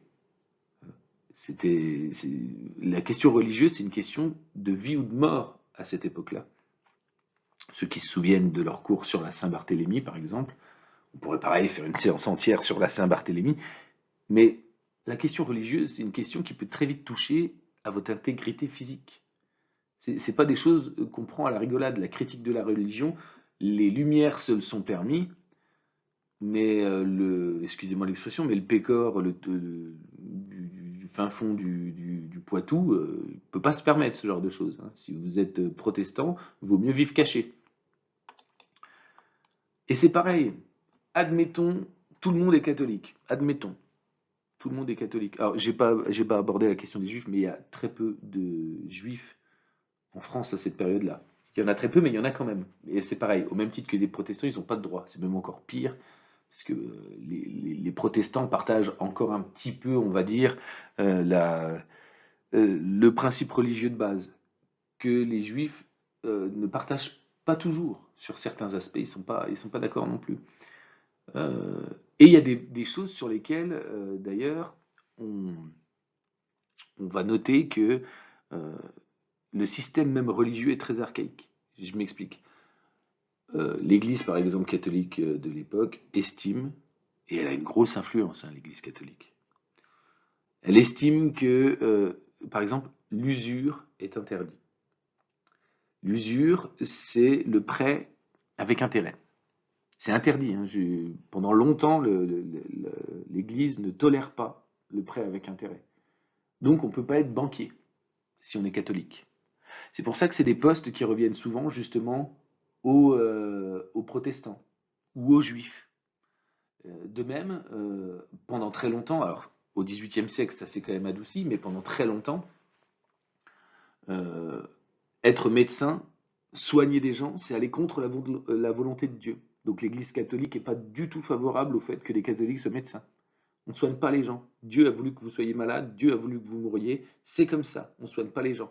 Ce qui fait que pareil, les catholiques ont beaucoup moins accès, alors ça se développe un peu plus au XVIIIe, mais ils ont beaucoup moins accès à ces fonctions-là, de médecins, et c'est des postes qui reviennent aux protestants plus souvent ou aux juifs, parce qu'eux, ils ne sont pas touchés du tout par les règlements de l'Église catholique.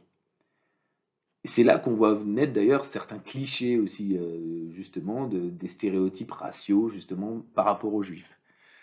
Mais admettons que la France soit catholique. Alors, j'ai pas, pareil, je ne fais pas le parallèle sur les musulmans, il y a très peu de musulmans. Déjà, même les pays du Maghreb sont même pas encore colonisés, hein. Ça arrivera que qu'au 19e siècle. Donc, on va rester concentré sur les catholiques. Et je disais, même si tout le monde était catholique, est-ce qu'on croit partout de la même manière? Est-ce qu'on croit partout de la même manière? La réponse est non. Il y a des endroits où on est très croyant, il y a des endroits où on croit beaucoup moins. Il y a des endroits même où on croit plus. Il y a des endroits où on croit et où on pratique encore, des endroits où on croit, on pratique moins, où on pratique plus. Puis il y a des endroits où on croit plus du tout. Alors c'est pas uniquement lié à l'avènement des Lumières, hein, c'est simplement que les gens commencent justement à se questionner aussi tout naturellement sur ce que c'est que Dieu et surtout sur ce qu'est la religion.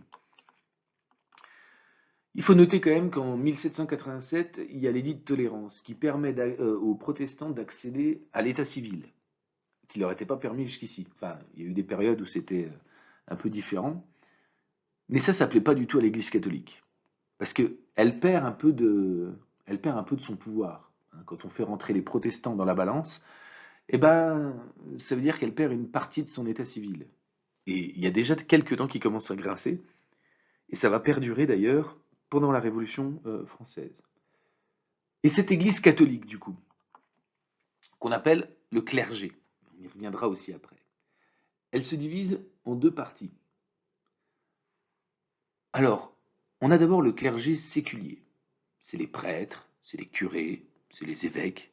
On arrive à peu près à voir leur utilité, elle est tangible, elle est palpable. En revanche, il y a aussi le clergé régulier. Ça, c'est les moines, les abbés. Et eux, leur seul rôle, c'est de prier pour l'âme des autres. On paie des impôts, on paie des taxes pour les faire vivre, et eux, leur seul but, c'est de prier pour l'âme des autres. Alors quand on voit qu'on est dans une société beaucoup moins croyante, beaucoup moins pratiquante, que les Lumières sont venues un peu critiquer tout ça, on se demande à quoi ils servent. À l'époque, il y a déjà justement des pamphlets, des textes, qui se questionnent sur l'utilité de ce clergé régulier. Parce qu'après tout, les curés, les prêtres, eux, on voit, ils sont au contact de la population. Les évêques sont là justement pour faire respecter les lois du Vatican, enfin du pape et tout. Donc on arrive à peu près à jauger leur utilité. Les moines et les abbés, c'est beaucoup plus compliqué d'appréhender ce qu'ils font et à quoi ils servent. Et du coup, il y a une répercussion de tout ça. On a dit que justement le roi, en 1787, fait l'édit de tolérance et tout, mais du coup, la politique là, du pays, on parle de roi, on parle. C'est quoi le régime politique de l'époque euh, de la fin du XVIIIe siècle? Eh ben, vous l'avez peut-être déjà tous entendu, le régime politique de l'époque, c'est une monarchie absolue de droit divin et héréditaire en plus. Alors, monarchie, qu'est-ce que c'est? Ça, c'est assez facile. C'est quand il y a un monarque. En l'occurrence, là, c'est un roi. Ok? Absolu. Absolu, ça veut dire que le roi a tous les pouvoirs. Ça, c'est pareil, hein. C'est dans les faits. Enfin, plutôt dans la théorie. Je fais cette erreur et je vous prie de m'en excuser. C'est dans la théorie. Dans les faits, on va s'apercevoir très rapidement, même au cours de cette séance, que le roi n'a pas un pouvoir absolu. C'est vraiment, c'est même ça d'ailleurs qui va, entre guillemets, permettre l'avènement de la Révolution française. Et hors de droit divin, là c'est encore pire, hein, c'est parce que, comme on dit, il y a beaucoup de gens qui sont de moins en moins croyants. Les Lumières ont critiqué le pouvoir, tant religieux euh, que royal. Donc le côté droit divin, ça a beaucoup de plomb dans l'aile aussi. Et du coup, ce roi c'est qui? Hein. Ce roi c'est Louis XVI. Il faut parler un peu de lui parce qu'il faut, entre guillemets, lui rendre justice. Parce que c'est quand même un roi qui a souvent été présenté comme un petit gros qui était passionné de serrurerie et d'horlogerie, qui voulait pas spécialement gouverner. Non, pas du tout. C'est d'ailleurs ce qui va lui causer beaucoup de tort pendant la Révolution, c'est qu'il veut gouverner. Lui, il a été éduqué dans la logique absolutiste. Le roi a tous les pouvoirs. On se repose souvent à la mort de Louis XVI, de Louis XV, sur la phrase justement de Louis XVI, Mon Dieu, protégez-nous, nous gouvernons trop tôt. Et là, les gens se reposent sur cette phrase-là en disant, vous voyez, à la mort de Louis XV, Louis XVI, il a dit ça veut dire qu'il n'avait pas spécialement envie de gouverner. Puis il était plus passionné justement par les trucs un peu scientifiques. Le pouvoir, ça l'intéressait pas trop. C'est pas vrai. Louis XVI est tout à fait motivé à travailler. Il n'est pas incompétent du tout. Alors, il n'a pas l'aura, effectivement, d'un Louis XIV, qui avait quand même un certain prestige, mais Louis XVI, il a vraiment envie de gouverner. Hein. Et il n'est pas plus incompétent qu'un autre, hein, d'ailleurs. Ça, ce sera un argument dont vont se servir notamment les royalistes un peu plus tard, en disant, bah, en fait, si la monarchie est tombée, c'est pas le principe monarchique qui était en jeu, c'est simplement que Louis XVI était un gros nul. Ça permet quand même de se relâcher en disant, mais laissez-nous remettre un roi, vous allez voir, on va mettre un autre roi, ça va très bien se passer. Mais c'est pas un incompétent. En tous les cas, il a un petit point faible. Son talon d'Achille, à lui, c'est sa noblesse. Il a vu son grand-père, hein, j'ai dit que Louis XV, son prédécesseur, c'était pas son père, mais son grand-père. Louis XV, il a eu des problèmes à la fin de son règne avec la noblesse. Et il a vu que la noblesse pouvait très vite monter au créneau et causer de gros problèmes. Alors Louis XVI, il a un peu peur de sa noblesse. Il veut pas la brusquer, il veut pas même la titiller. Non, ça, il en a peur. Et c'est pareil, c'est ce qui va causer, alors pas uniquement, mais en grande partie, l'avènement de la Révolution française. Et maintenant, on arrive au dernier point de présentation de la France, c'est à savoir, on a parlé tout à l'heure des classes sociales, des groupes sociaux, et on a dit que voilà, c'était très inégal, mais on va quand même rentrer dans le vif du sujet, si vous me le permettez. La France de l'époque, c'est une société d'ordre. Ça veut dire quoi des ordres? Ça veut dire que si vous habitez en France, si vous vivez en France, alors vous n'êtes pas français, hein, vous êtes sujet du roi de France, et vous êtes obligatoirement classé dans ce qu'on appelle un ordre. Un ordre, c'est une catégorie sociale. Les ordres, ils sont au nombre de 3. Donc si vous êtes ici en France à l'époque, vous êtes obligatoirement dans l'un de ces 3 ordres. Vous ne pouvez pas y échapper. Mais le problème, c'est que les sociétés d'ordre, ça marchait bien au Moyen Âge. Hein. Enfin, ça marchait bien pour ceux qui étaient dans les ordres les plus élevés. Mais le monde a changé depuis le Moyen Âge. Le monde ne tourne plus de la même manière. Pourtant, on continue à fonctionner justement avec ces principes d'ordre qui sont relativement archaïques, qui sont décadents. C'est une société en crise. Hein. C'est pareil, le coup du miracle de cohésion, c'est pas vrai. Déjà avant la Révolution, la société d'ordre est en crise. Et en crise profonde, et il y a même des luttes internes parfois. Alors c'est quoi ces 3 ordres? Le premier ordre, le plus connu, c'est la noblesse. On reviendra dans quelques instants sur ce qu'est la noblesse. Hein. Le deuxième ordre, c'est le clergé, on en a parlé aussi un petit peu tout à l'heure. Et le troisième ordre, c'est le tiers-état. Alors maintenant, on va décortiquer un peu pour savoir c'est quoi justement cette fameuse crise qui traverse les ordres. Euh, donc on va commencer par se pencher sur la noblesse. C'est quoi la noblesse? Bah, la noblesse, c'est très simple, c'est tout ce qui est militaire et haut magistrat. C'est leur rôle principal. Ça fait d'eux, d'ailleurs, un ordre, entre guillemets, alors ça vient, j'allais dire c'est un ordre guerrier, mais oui, en fait, ça vient directement du Moyen Âge. Hein. Leur fonction première, c'était la protection du territoire ou même la conquête d'autres territoires. C'est leur mission principale. Ça fait d'ailleurs d'eux un ordre, entre guillemets, privilégié. Ils ne payent pas d'impôts. Hein. Les gens payent, les autres payent pour que eux puissent les protéger. D'accord? Ils représentent environ 2% de la population. D'accord? Mais si la société d'ordre est en crise, l'ordre de la noblesse est, lui, peut-être l'un des plus en crise des 3 ordres. Je m'explique, il y a 3 raisons. Le premier problème pour la noblesse, c'est que maintenant, on accède plus facilement au statut de noble. C'est-à-dire qu'au Moyen Âge, c'était compliqué, voire impossible, quasi impossible en tout cas, d'arriver au statut de noble de manière générale. Là, depuis quelques temps, depuis quelques décennies, depuis quelques siècles, si vous vous débrouillez bien, il vous faut 3, 4, 5 générations maximum pour arriver au statut de noble. Si vous êtes suffisamment astucieux, vous pouvez y arriver. Du coup, ça fait perdre du prestige au statut de noble. Et d'ailleurs, le deuxième problème, c'est que justement, certains statuts dans la noblesse, hein, on a déjà entendu parler, hein, les ducs, les comtes, les marquis, les barons, voilà, il y a des statuts qui perdent un petit peu de leur valeur aussi. L'exemple, c'est le statut de marquis. Le marquis, c'est quelqu'un qui est à la tête d'une marche ou d'un marquisat. Hein, et la marche ou le marquisat, c'est un territoire frontalier avec un autre royaume. Et le but du marquis, c'est de protéger, hein, le royaume de France contre le royaume voisin.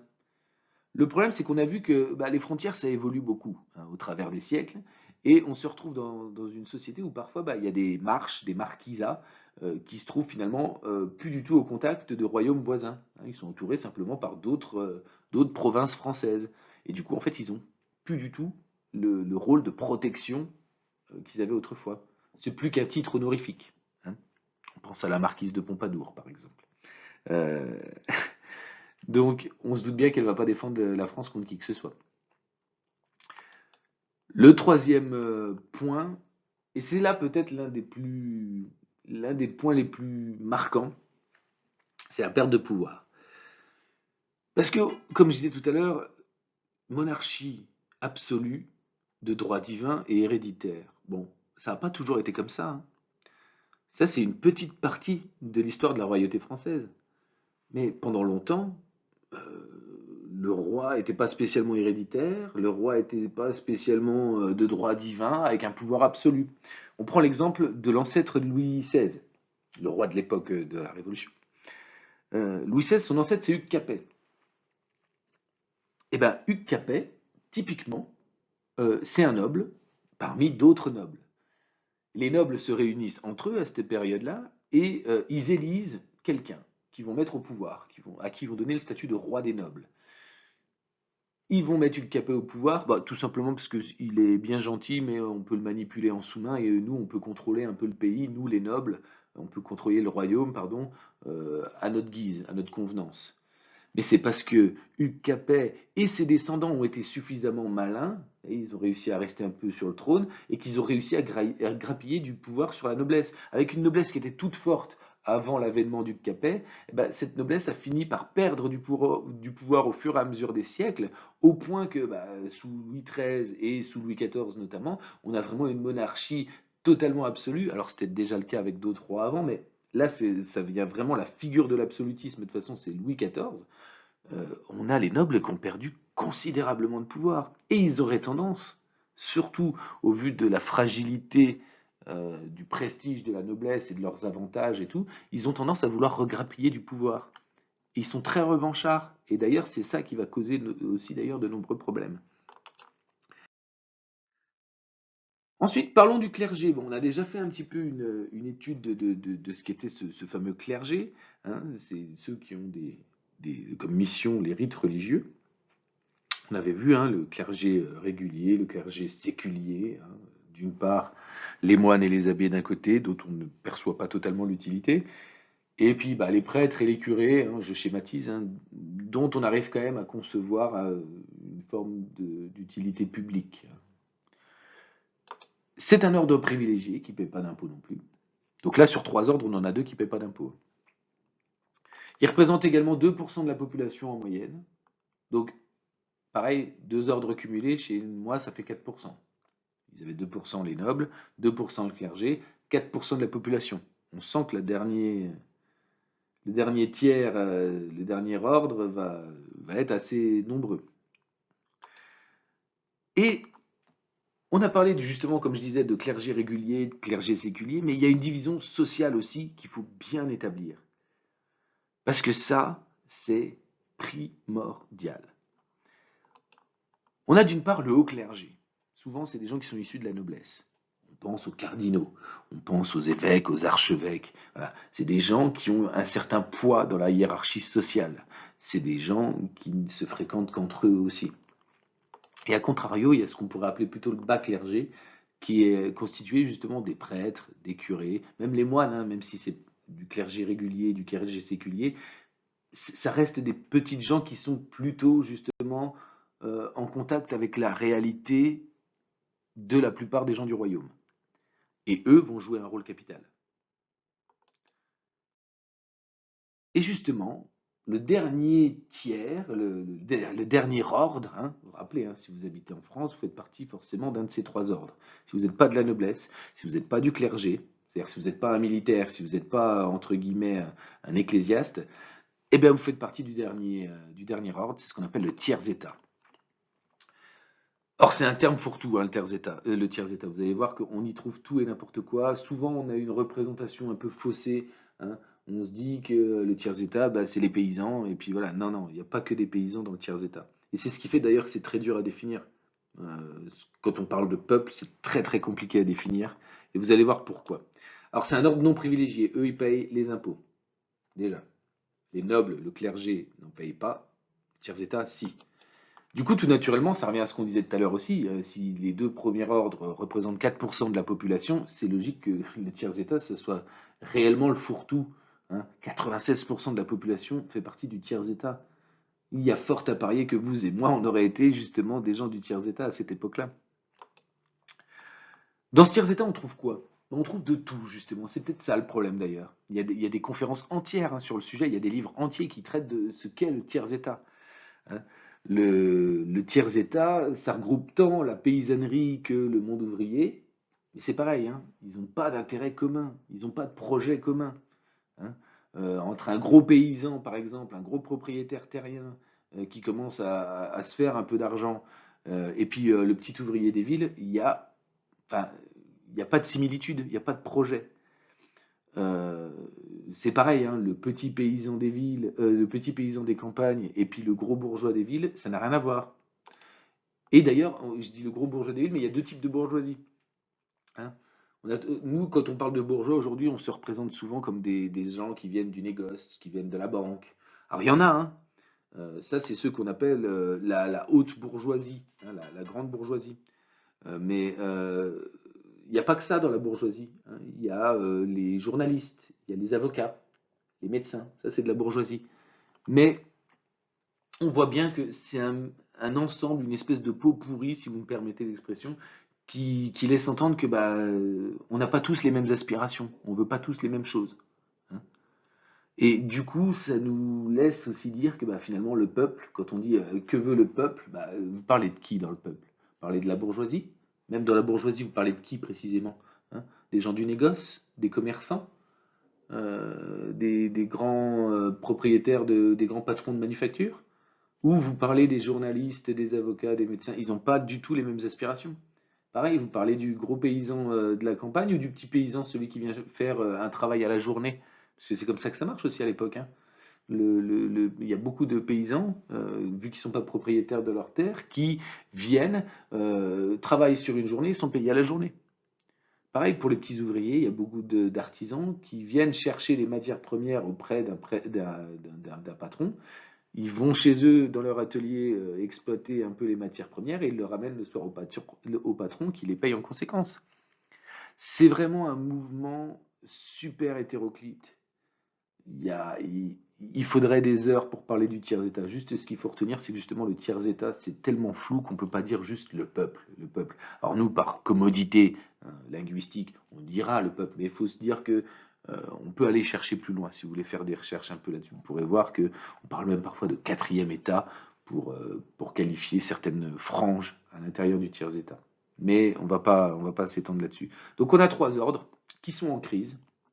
La société, de manière générale, est en crise, elle est violente, elle véhicule beaucoup d'inégalités et elle n'est pas aussi rose que ce qu'on voudrait parfois nous laisser entendre. Et à l'intérieur, justement, de cette société, il y a trois ordres dont chacun est un petit peu déboussolé, un petit peu en crise. Ensuite, on arrive à la dernière partie. La dernière partie, ce que je vous ai dit tout à l'heure, en tout début de séance, c'est la fiscalité. Alors, ça peut faire peur, mais il ne faut pas.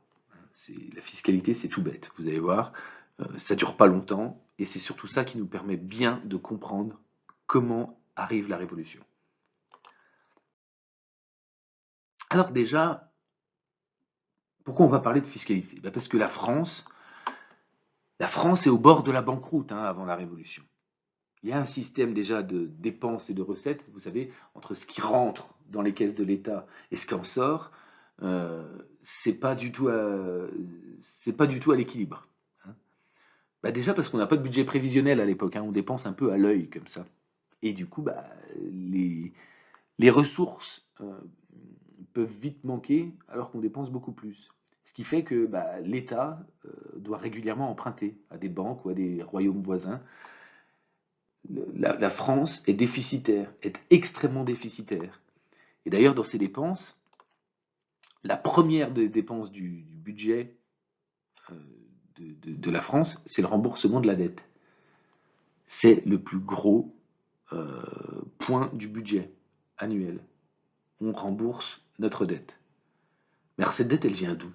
Alors déjà, bon, il y avait déjà de la dette avant, hein, faut pas tout mettre sur le dos à Louis XVI, mais même du temps de son grand-père, Louis XV, il y avait de grosses dettes. Sous Louis XIV aussi, hein. Louis XIV, par exemple, c'est quand même faire rayonner justement la culture dans le monde. Il y a de grandes rénovations, il y a de grands chantiers de construction. Ça coûte des sous, hein. Puis c'est un train de vie aussi dispendieux. Donc la dette s'est accumulée au fur et à mesure des décennies, voire des siècles. Et là, elle arrive à un niveau assez fort. Mais ce qui vient, entre guillemets, enfoncer le clou, c'est la participation de la France à la guerre d'indépendance américaine. On fait une petite parenthèse là-dessus. Les Amériques sont en grande partie colonisées par les Anglais. Sauf que une partie des colons sur place se révoltent, on les appelle les insurgents, ils se révoltent contre l'Empire britannique, ils veulent leur indépendance. La France, voilà une occasion inespérée de pouvoir se battre encore une fois contre son ennemi de toujours. Donc la France, le Royaume de France, va aider financièrement et matériellement les insurgents américains. Et c'est un prix exorbitant. Je prends, je crois, sans trop me tromper, peut-être à vérifier, mais le budget que la France accorde à la guerre américaine, c'est quand même 4 fois le budget annuel de la France. C'est énorme, c'est considérable. Et ça vient creuser encore plus, justement, cette, euh, cette dette. Et on est vraiment là au bord de la banqueroute. Ce qui coûte cher aussi, c'est la vie de la cour. Parce que, bon, il y a des nobles, on a vu en France, et il y a des nobles qui vivent à la cour, auprès du roi, ce qu'on appelle les courtisans. Et le roi leur verse une pension pour vivre à la cour. Et c'est des pensions qui sont très chères. Et c'est pareil, il y a aussi de grandes rénovations, de grands chantiers. Il y a les Jeux de la Reine, on fait des repas, des buffets, des banquets, mais considérables. C'est dépensé sans compter. Vraiment, l'expression, là, elle peut vraiment s'appliquer à cette période-là. Ce qui fait que la France creuse son trou financier un peu plus chaque jour. En revanche, les recettes, donc la rentrée d'argent, hein, pour pouvoir vivre comme ça, pour pouvoir faire autant de dépenses, il faut bien qu'on rentre un peu de l'argent. L'argent, il vient d'où? Essentiellement des impôts. Et le problème, bah, c'est qu'il n'y a pas assez d'impôts.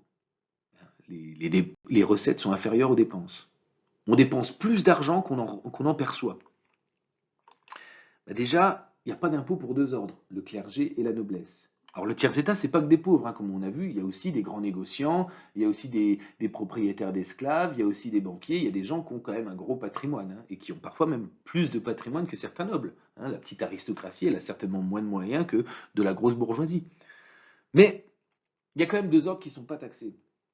Et le clergé, par exemple, c'est un gros propriétaire foncier. Il possède à peu près 8%, 8 à 10% du patrimoine français.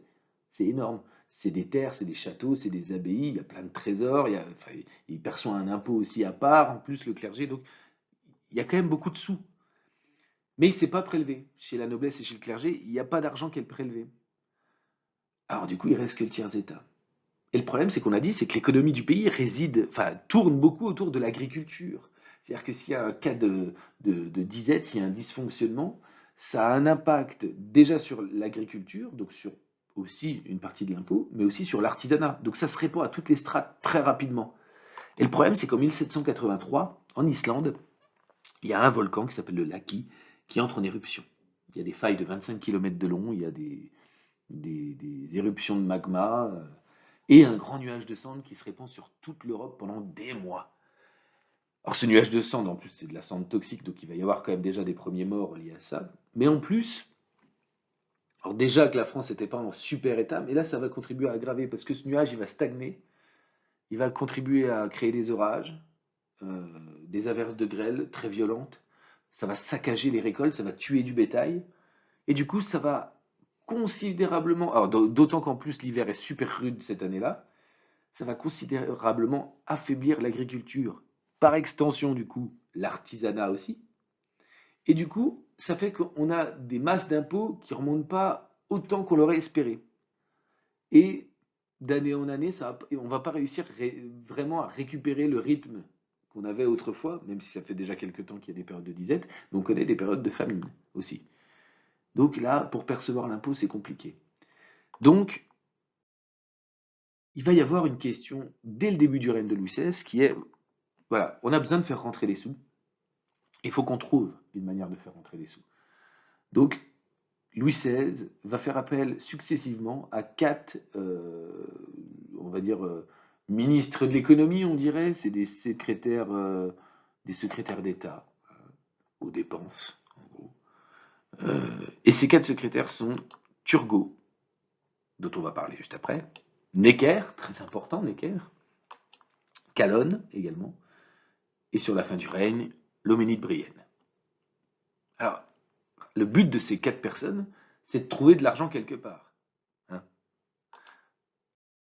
Dans le cas de Turgot, qui arrive en 1774, lui au début, il n'est pas spécialement favorable à l'imposition des ordres. Enfin, des deux ordres qui ne sont pas imposables pour l'instant. Lui au début, il est favorable à l'emprunt, à la spéculation. Et il va faire quelques trucs comme ça, mais il va vite s'apercevoir que ça ne porte pas ses fruits. Donc il va se résigner à essayer de proposer l'imposition de la noblesse. Ouh, là on sent que la noblesse ne va pas aimer déjà. Les parlements crient au scandale, et du coup, Turgot démissionne. Alors, je fais une petite parenthèse, ces parlements qui crient au scandale, c'est quoi? Eh bien, les parlements, c'est des assemblées régionales, et ça c'est très important pour comprendre la suite de la Révolution. Les parlements, c'est des assemblées régionales dans lesquelles se regroupe l'élite, hein, et qui ont un droit d'enregistrement et un droit de remontrance. C'est-à-dire que le roi édicte des lois, des décrets, ça passe dans les parlements disent oui ou les parlements disent non. Donc chaque projet de loi passe par eux, enfin quasiment tous. Et là, du coup, Turgot propose d'imposer la noblesse, les parlements étant composés essentiellement de nobles, vous vous doutez bien que les parlements n'allaient pas dire oui, bien évidemment. Donc les parlements, partout, dans toutes les régions, crient au scandale, et Turgot finit en disgrâce. Bon, du coup, on sent que ça va être compliqué de réformer avec ces parlements. Donc on dit déjà au revoir à Turgot. Vient ensuite le tour de Necker, en 1777. Necker prend les rênes des finances, secrétaire d'État aux finances. J'ai dit aux dépenses tout à l'heure, je ne sais pas pourquoi. Alors Necker va commencer son entreprise par autre chose. Déjà, il va abolir le servage. Le servage, vous savez, c'est le fait, dans la féodalité, hein, dans le système archaïque dont on parlait tout à l'heure, le servage, c'est le fait d'être soumis à un seigneur. Lui, il va abolir le servage et la torture dans les domaines du roi. Dans les domaines du roi, pas partout dans le royaume de France, dans les domaines du roi. Si vous êtes dans un duché, dans un comté ou dans un marquisat ou une marche, ça ne s'applique pas. Mais dans les domaines du roi, symboliquement, on abolit le servage et la torture. C'est un coup malin, hein, parce que bon, je ne sais pas si c'est vraiment un philanthrope de nature, Necker, mais en tout cas, comme il y a le beau geste, ben, il va commencer à s'attirer déjà la sympathie de pas mal de gens, surtout dans les classes sociales les plus inférieures. En plus, l'hiver est rude au moment où il est au pouvoir. Il se charge aussi, il met la main à la pâte pour l'approvisionnement en grains. Pareil, deuxième beau geste. Et à un moment donné, ce capital sympathie super élevé, c'est très bien, mais à un moment donné, il va falloir malgré tout trouver des sous. C'est le principal problème. Le royaume est au bord de la banqueroute. Turgot a échoué. Il faut bien que lui s'y mette à un moment donné. Et ce qu'il va faire, il va avoir une stratégie bien particulière, c'est que pour forcer les parlements à accepter la position de la noblesse et du clergé, il va publier un état des comptes du royaume. Il va dire, voilà, actuellement, on dépense tout ça. Et on n'a que ça qui rentre. Il faut que vous nous aidiez. Mais il va faire une erreur grossière, c'est qu'à l'intérieur, enfin grossière, c'est pas une critique de ma part, mais il va publier à l'intérieur de cet état des comptes le montant des pensions que le roi verse aux courtisans. Et ça, c'est un scandale. Les parlements, encore une fois, hein, ces assemblées régionales qui disent oui ou non aux lois, hein, le droit d'enregistrement et le droit de remontrance, les parlements montent au créneau, crient en scandale, et c'est pareil, Necker démissionne. On voit que c'est compliqué quand même, hein, de réformer l'impôt, hein. On sent en tout cas que ça va pas être aussi facile que ça. Donc, au revoir Necker. On a vu donc, l'entreprise de Turgot, ça marche pas, l'entreprise de Necker, ça marche pas, arrive en 1783, je crois, arrive Calonne en 1783 donc. Calonne, lui, il veut taxer tous les ordres. Noblesse, clergé, tiers-état. Il faut récupérer les sous. Du coup, comme on s'en doutait, les parlements montent encore au créneau. Non, non, on ne paiera pas d'impôts. Avec toujours cette stratégie, hein, je fais une petite parenthèse, avec toujours cette stratégie, quand les parlements disent on est contre l'impôt, ils disent pas on est contre l'impôt pour nous. Ben non. Ils disent on est contre l'impôt tout court. Hein. C'est un système qui marche même encore parfois aujourd'hui. Du coup, ça leur permet de s'attirer, les parlements, la sympathie du peuple. Et on va voir que ça va leur être utile. Ah oui, parce que le peuple, le tiers-État, parce que le peuple, on a vu que ça voulait rien dire, mais même le tiers-État non plus. Mais bref, le tiers-État, lui, paye des impôts. Et s'il entend que les parlements sont contre l'impôt, le peuple, dans ces périodes de disette, de famine, ce tiers-État, ne peut que prendre le parti des parlements et se dire, bah oui, le Parlement travaille pour nous aussi. Ils nous défendent, ils veulent pas qu'il y ait d'impôts. Hein. Alors qu'en réalité, quand les parlements sont contre l'impôt, ils sont bien évidemment contre le fait qu'on les impose eux. Hein. Donc, Calonne veut taxer tous les ordres, les parlements montent au créneau, et du coup, euh, plutôt que de démissionner tout de suite, Calonne, ce qu'il fait, c'est qu'il va passer au-dessus. Là, on a des parlements qui sont des assemblées régionales, locales. Mais du coup, Calonne va convoquer une assemblée, entre guillemets, plus large, avec un peu plus de pouvoir, qu'on appelle l'Assemblée des notables. Là, c'est un regroupement national. Alors là, vous avez toute l'élite du pays, hein, enfin du royaume, hein, les princes de sang, les grands nobles, voilà. Il y a que du beau monde, entre guillemets. Et il va leur présenter le projet. Forcément, il y a beaucoup de membres du haut clergé, il y a beaucoup de grandes noblesses et tout.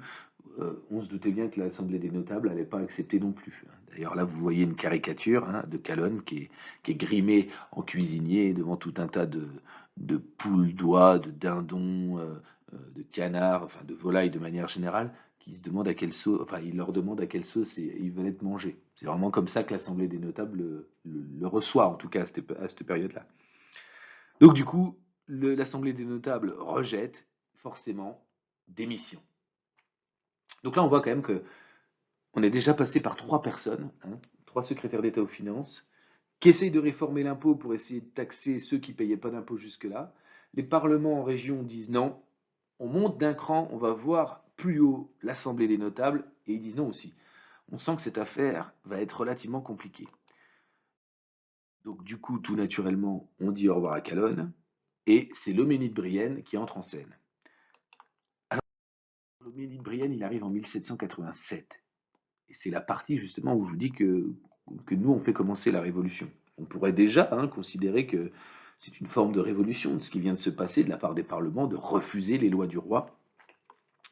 Mais on y viendra dans quelques instants. L'Homénide Brienne, il arrive, donc il a vu que ses trois prédécesseurs ont échoué, on a vu que les parlements s'opposaient radicalement à l'impôt, hein, en faisant croire aux tiers-États qui défendaient leur cause, alors que bon, c'était plus pour leur impôt à eux.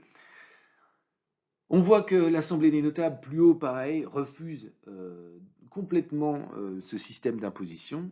Alors l'Homénide Brienne, il propose, lui, un autre truc, c'est d'essayer de créer un impôt pour les deux ordres, le clergé et la noblesse. Bon, vous sentez venir le coup, hein, ils ne vont pas spécialement apprécier non plus. Forcément, l'Assemblée des notables, hein, qui est toujours là, elle dit non, on validera pas ça.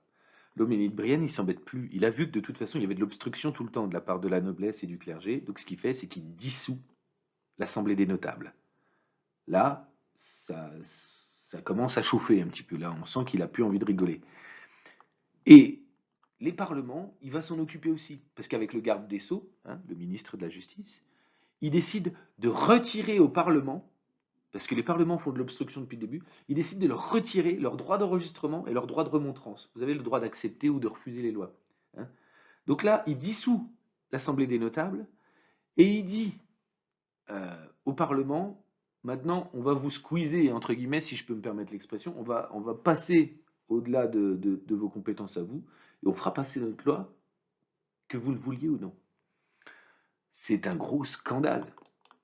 Et du coup, ça nous amène à une journée qui est la journée des Tuiles à Grenoble. Et ça, c'est pas une journée qui est anodine. Je m'explique. Pour pouvoir retirer les droits d'enregistrement et de remontrance des parlements, c'est une cérémonie. Hein. C'est pas un truc, on n'envoie pas un email à l'époque. Hein. On se déplace. Et à Grenoble, il y a un parlement, justement. Et l'homénide Brienne se déplace, hein, avec d'autres intendants, pour venir, pour faire cette cérémonie, justement, de retrait des droits. Et comme je vous ai dit, les parlements étaient assez astucieux, assez finaux, parce ils sont positionnés contre l'impôt, sans préciser contre l'impôt de qui. Du coup, le tiers-État, la populace, la population, le peuple, pense que les parlements sont de leur côté. Donc, quand les intendants viennent retirer les droits du Parlement à Grenoble, la population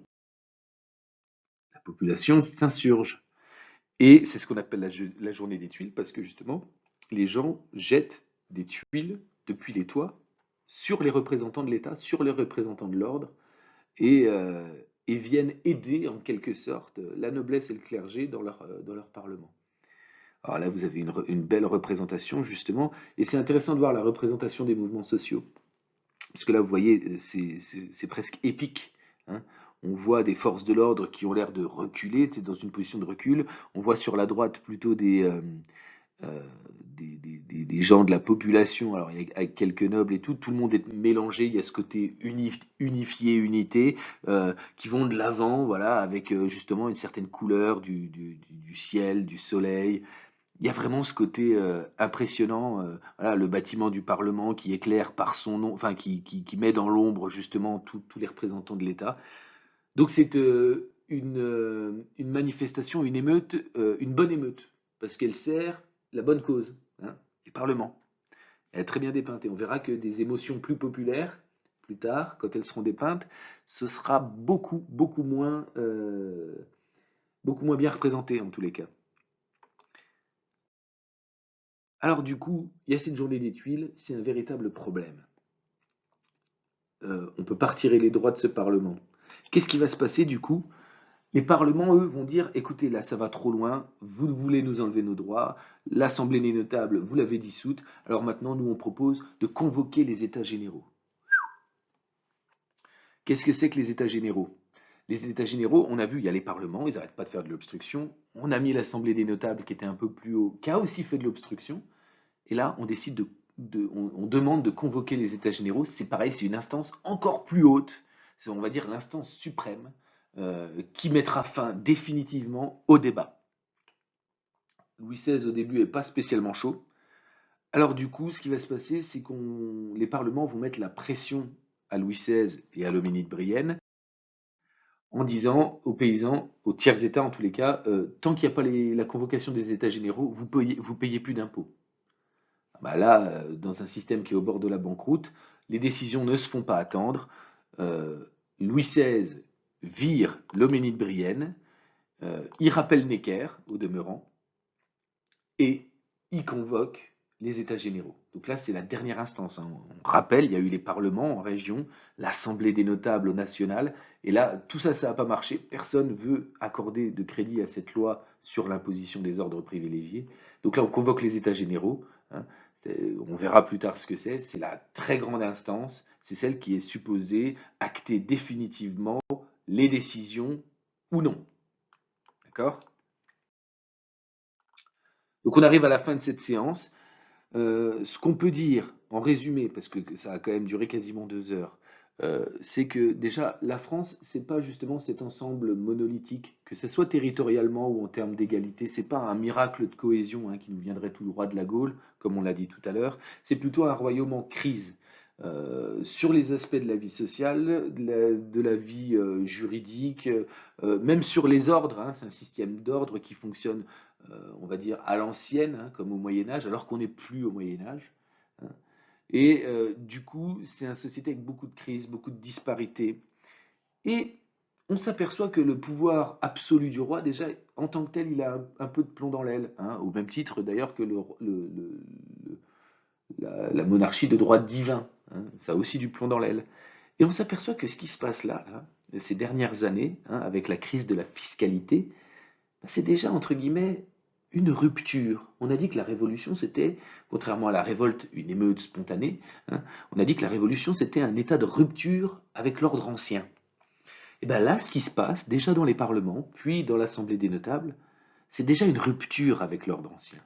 Donc on peut commencer à voir se profiler un début de révolution, avant même 1789.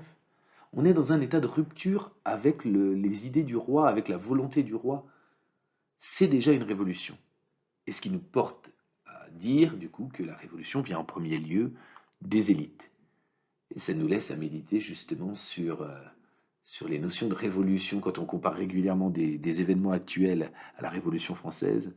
Regardez déjà le commencement, c'est pas la même chose, hein. Il faut beaucoup pondérer et éviter les comparaisons. Parce que, comme je disais tout à l'heure, comparaison n'est pas raison.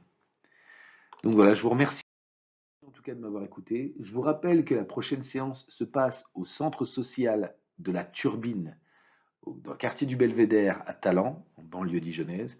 Et c'est le 17 mars à 18h30, pardon, le 17 mars à 18h30 au centre social du quartier du Belvédère. Je vous remercie pour votre écoute et je mets à disposition la bibliographie en espérant que cela vous a plu et que vous serez nombreux à venir en présentiel le 17 mars à 18h30. Sachez que si vous vous dites que bah, je vais écouter les podcasts, les reprises sur YouTube et tout, ça m'évite d'y aller. Sachez que si vous n'êtes pas assez nombreux, on arrêtera les conférences et du coup, il y aura pas de vidéo sur YouTube. Donc, on a besoin de votre présence justement pour pouvoir continuer. On ne vous demande pas de moyens financiers, c'est gratuit. Il y a à boire, il y a à manger. Euh, on vous demande juste de venir si vous pouvez vous déplacer. Parce que si vous n'êtes plus assez nombreux, on ne pourra pas continuer ces conférences et du coup, vous n'aurez pas accès justement bah, à toutes ces vidéos qui vont pas tarder à arriver. Je vous remercie et je vous souhaite encore une fois une bonne fin de journée.